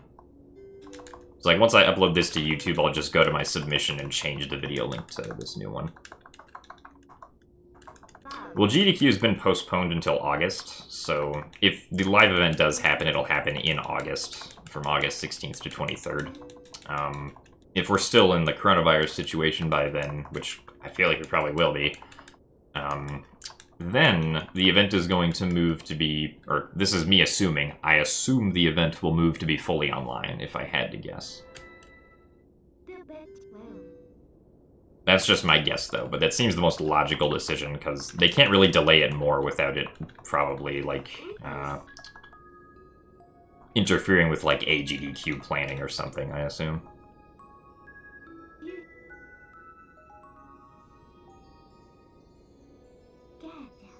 Anyway.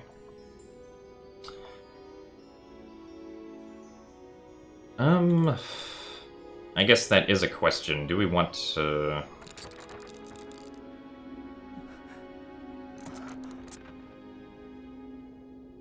I think this will unfortunately be the only run I do today. I could, like, I definitely have the time to do more runs, but... This was also the only attempt I did today. I think I'm good for today. Finishing here and ending the stream on a high note.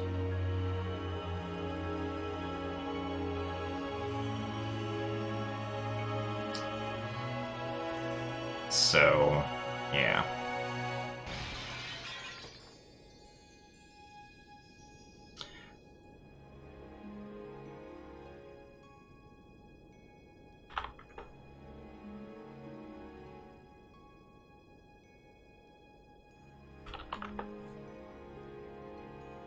I will definitely do more attempts tomorrow, though. So tomorrow we'll start at the same time, 11 a.m. Pacific, and we'll see if we can beat this 316. Also, funny thing about this 316 is that this actually means that I have a faster any percent time in Twilight Princess HD than I do in the original Twilight Princess, because my GameCube time, which is 4 years old, is a 3:17:05. So, yeah, that's a thing.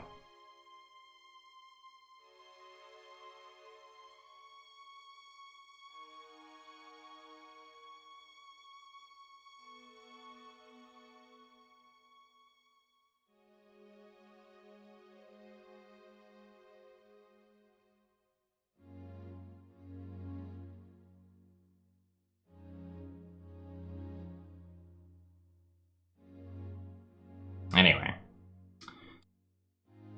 I will see you guys all later. Thank you for watching. I was supposed to do this when I said goodbye. Goodbye.